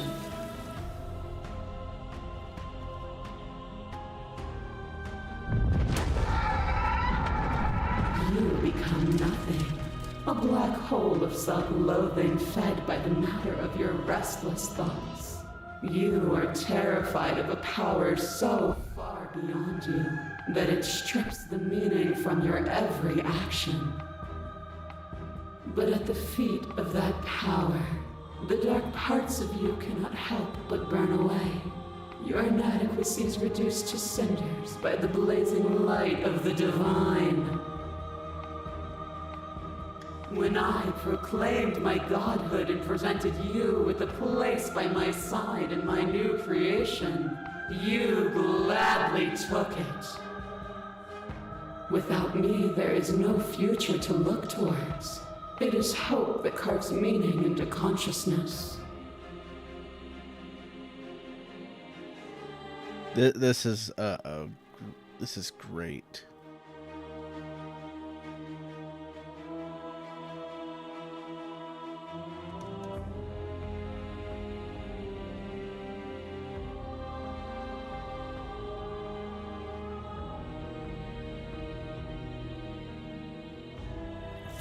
And through your lack of one, you too were consumed.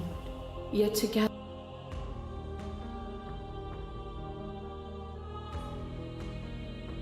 nothing is immutable.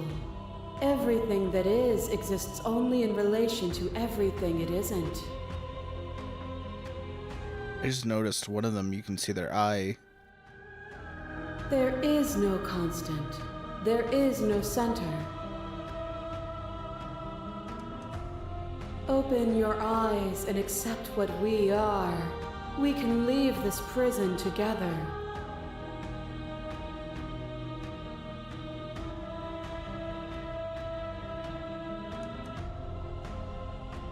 This universe dies, and a new one is born. And that one dies, and a new one is born. And you and I get to witness it all, weaving a tapestry of life wherever we go. I'm gonna ask every question possible, so bear with me.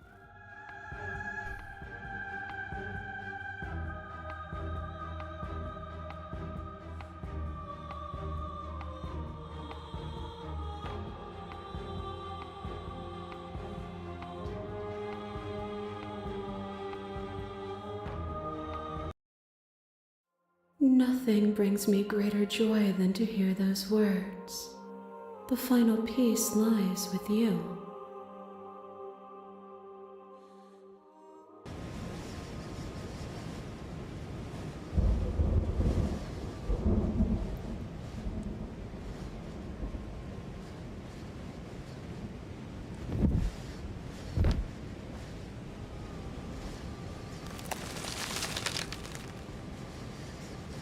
I love you.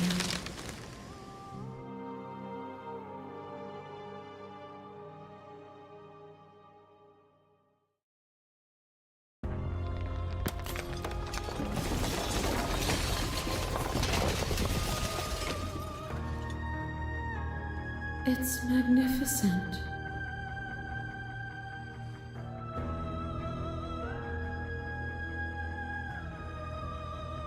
Everything. Just like it always has been, and just like it always will be.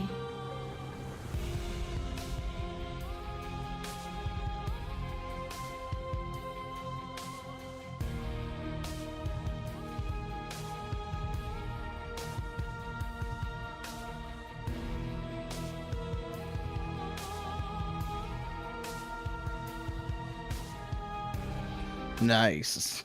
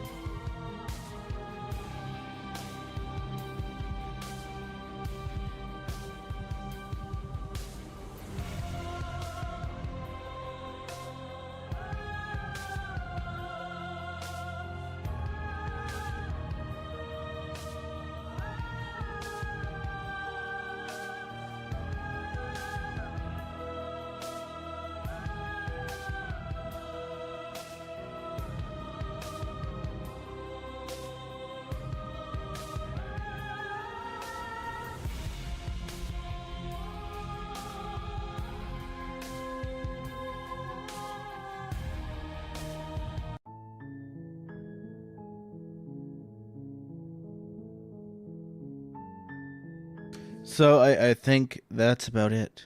I don't think I'm going to stream any more of this, but I am going to play it offline, and I'm going to try and get the rest of the achievements, probably. It's one of those where, with visual novels especially, after a certain point, I feel like you are just better off using a guide to finish what you haven't seen.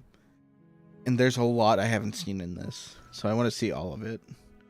One of the things we could do right now, though, is can load. I think you know. We'll do this, and then it'll be over.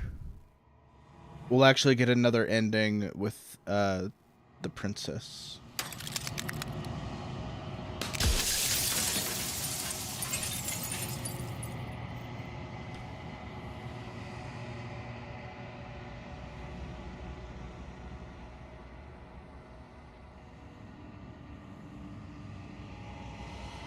The narrator.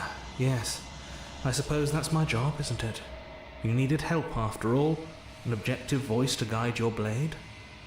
But you were never supposed to see me. I wonder how many worlds you've damned to extinction to fall this far.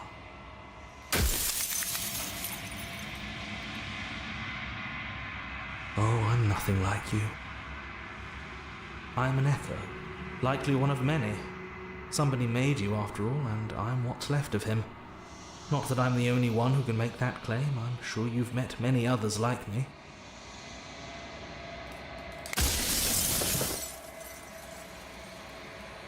Of course. That is by both necessity and design. This construct you're in exists in many places at once. Anytime you failed, anytime you thought yourself dead, it would restart and shunt both your consciousness and hers into another world. But you'll be awake soon, and then it won't be able to work like that anymore.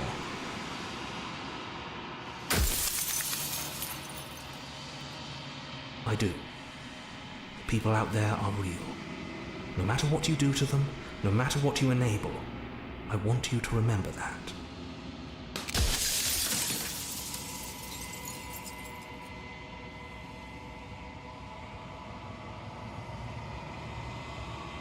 It doesn't hurt.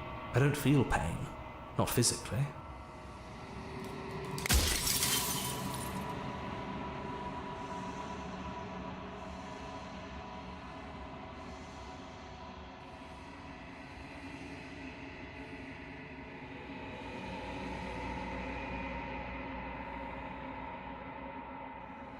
You're the long quiet, the god I made to rid the world of death.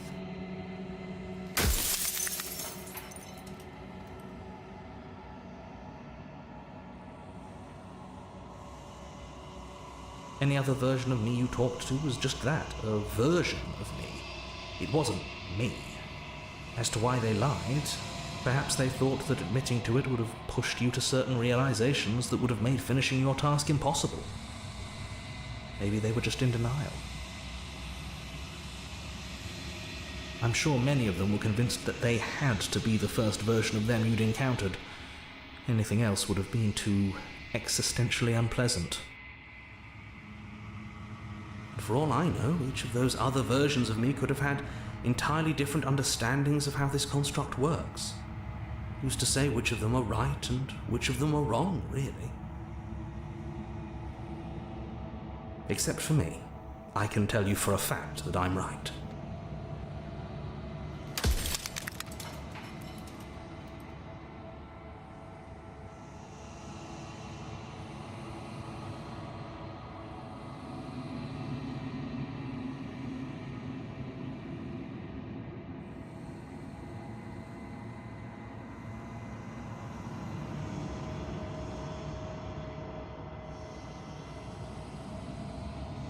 You were either going to have seen all this, or you weren't going to have seen all this. This is worse, but you still have an opportunity to save the world. You can still slay her. Soon I'll be gone entirely, and you'll be left alone with your final choice. So allow me to make my final request. The princess contains death itself within her, but I wove you into being with all the power you need to destroy her forever. Do it. Slay her, and rid the world of death and suffering.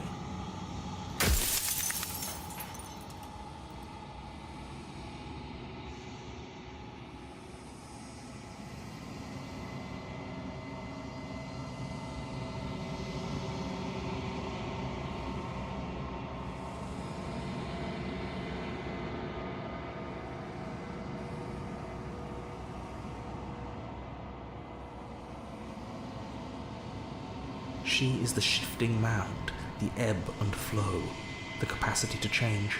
She is transformation, or most of it. Her nature is why I had to die, for she becomes that which others perceive her to be. But an echo can't perceive things, not in the way that people can. So I tucked a part of myself into the folds of this construct to guide you. Seems that every me you met did a real shit job of it, though.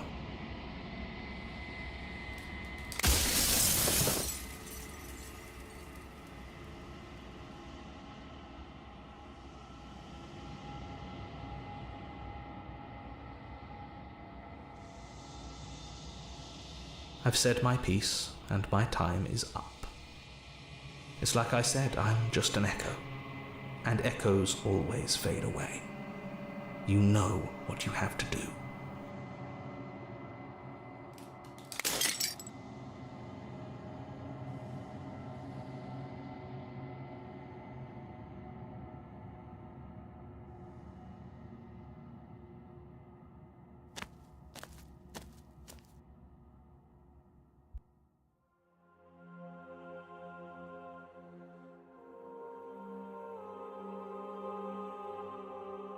However, the past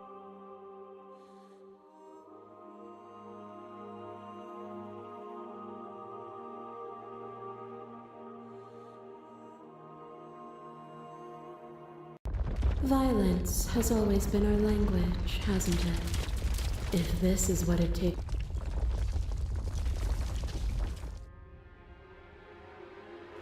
Your masses mob you, and but you say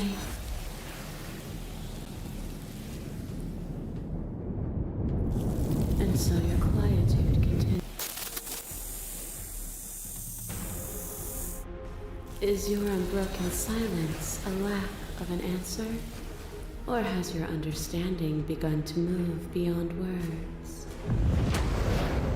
A thought is a vine, and some thoughts nurture thorns that bleed the soul, and endless growth that blots your vision. Still, you hide the contours of your heart from me. You were at the feet, but when Your stoicism knows no end. Nothing is immutable. If there is no constant, you cannot remove something without remove. Open your eyes.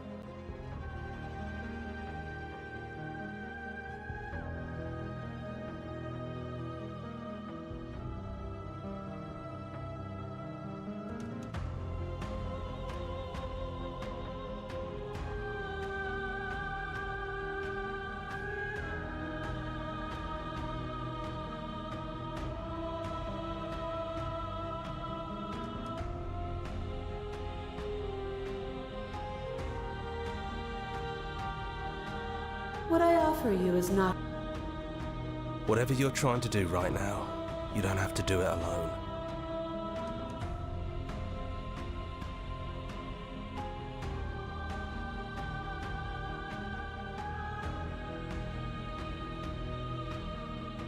I'm all of them, I assume, in the same way that you're all of you.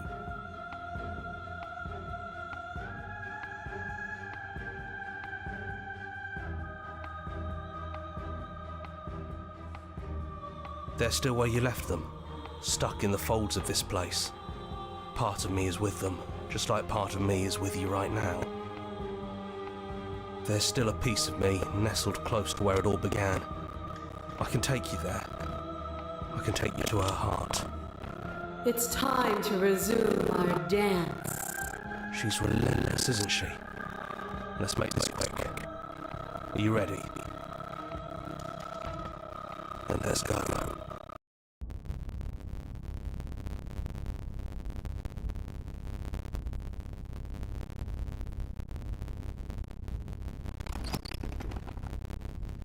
And here we are.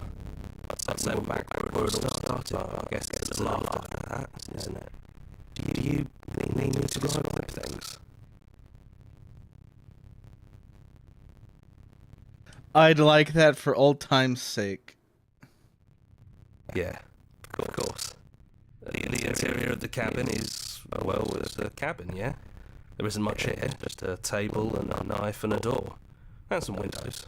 You know, come to think of it, I don't think he ever really mentioned the windows, did he? There's no mirror, either. I think you broke it. And I know you're still trying to find some middle ground, but if things go south, we're going to need that blade.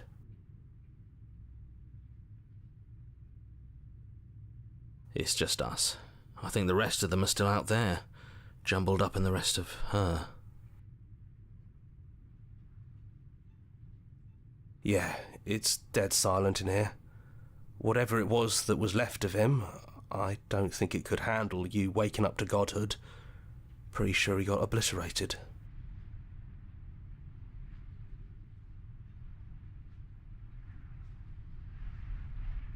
Yeah, it's complicated. He put us through hell, but he's been part of us since the very beginning, hasn't he? That's probably for the best. It's always seemed to give us more options than not.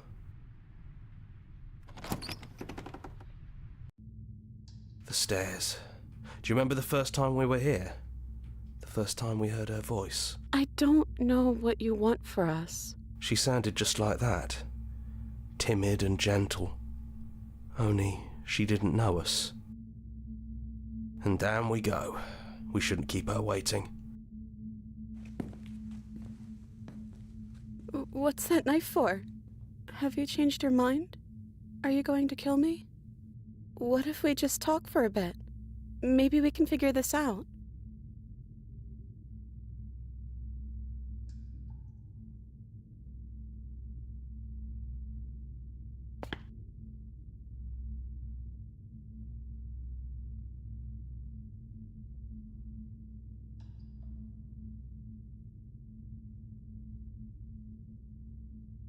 I don't feel the same. I feel smaller.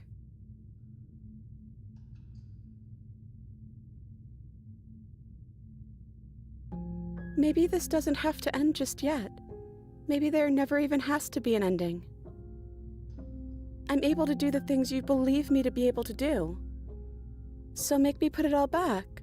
Help me fix the Echo's construct and make us both forget. Help me send us back to the beginning, before we woke up, before either of us saw the truth. Can she really do that? Are you sure that's what you want?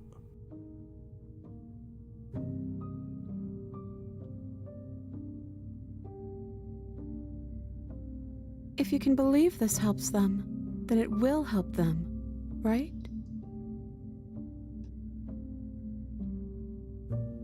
I don't want to forget you either, but unless we do this, you'll have to choose, right now, between me and everyone else.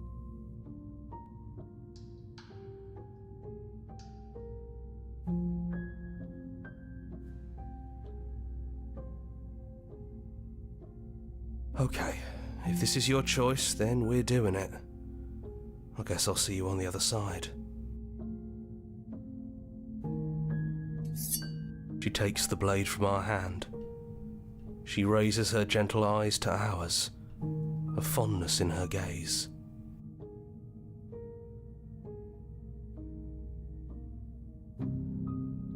Everything is going to be okay. I love you too.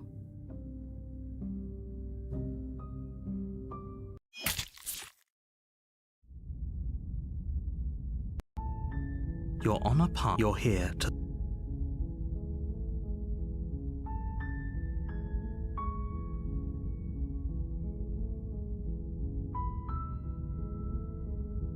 Oh, I meant to load. Oh well. I'm just right here.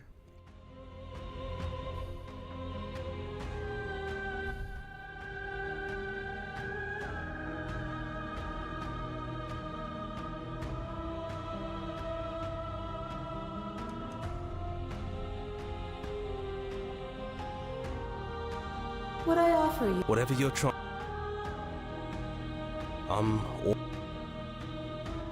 It's good to be here. She's too many things, or there's still a piece of me. It's time. She's... Then let's go.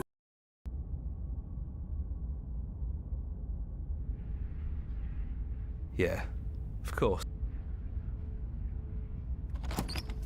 That's probably for the best. Yeah, it's just us.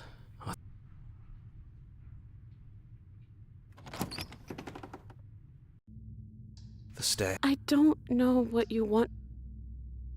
And down we go. We shouldn't keep her waiting. So this is really it then. So this is what it feels like to actually die.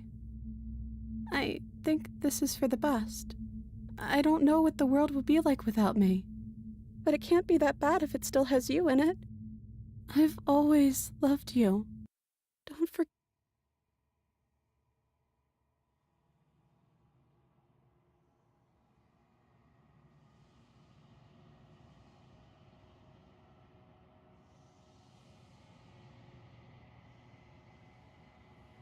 She's gone. And I don't think she's coming back.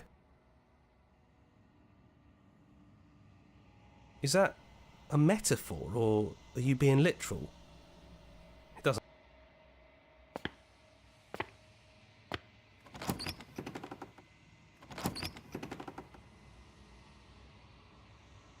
It's quiet here.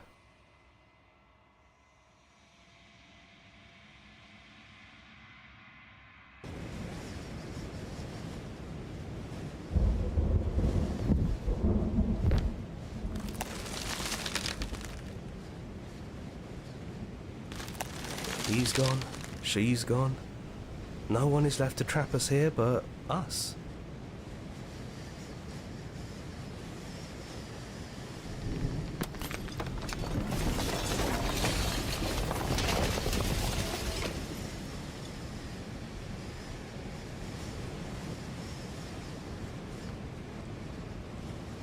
It's finally over, isn't it?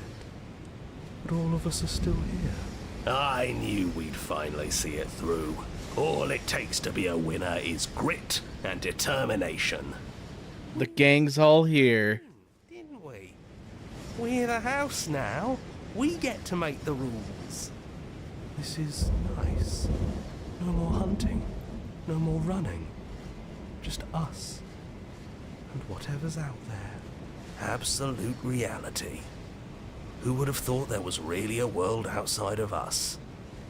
And who would have thought we'd actually wind up siding with him? The whispering, and the coercion, and the bickering. Everything horrible about being alive has stopped. I could get used to this. That wasn't very hard at all. Speak for yourself. Well, boys, how does it feel? We're not just on top of the pecking order, we are the pecking order now. I hope this was all worth it, because I'm personally inconsolable. Lucky for us, you have forever to get over it. Time mends a lot of things. You'll get better. Hear, hear, to our vanquished foe. It's good to be back. Now we just have to figure out what to do with ourselves. Forever. No problem. We can do that, yeah? Yeah, we can do that.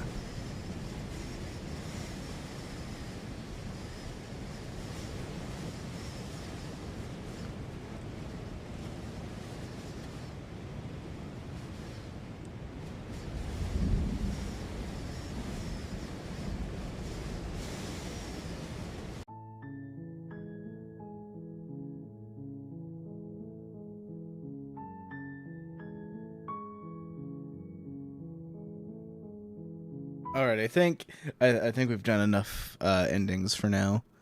I'll play this offline, and if there's any interesting paths that I find, I might stream those. So until then, thank you for watching, and have a good one.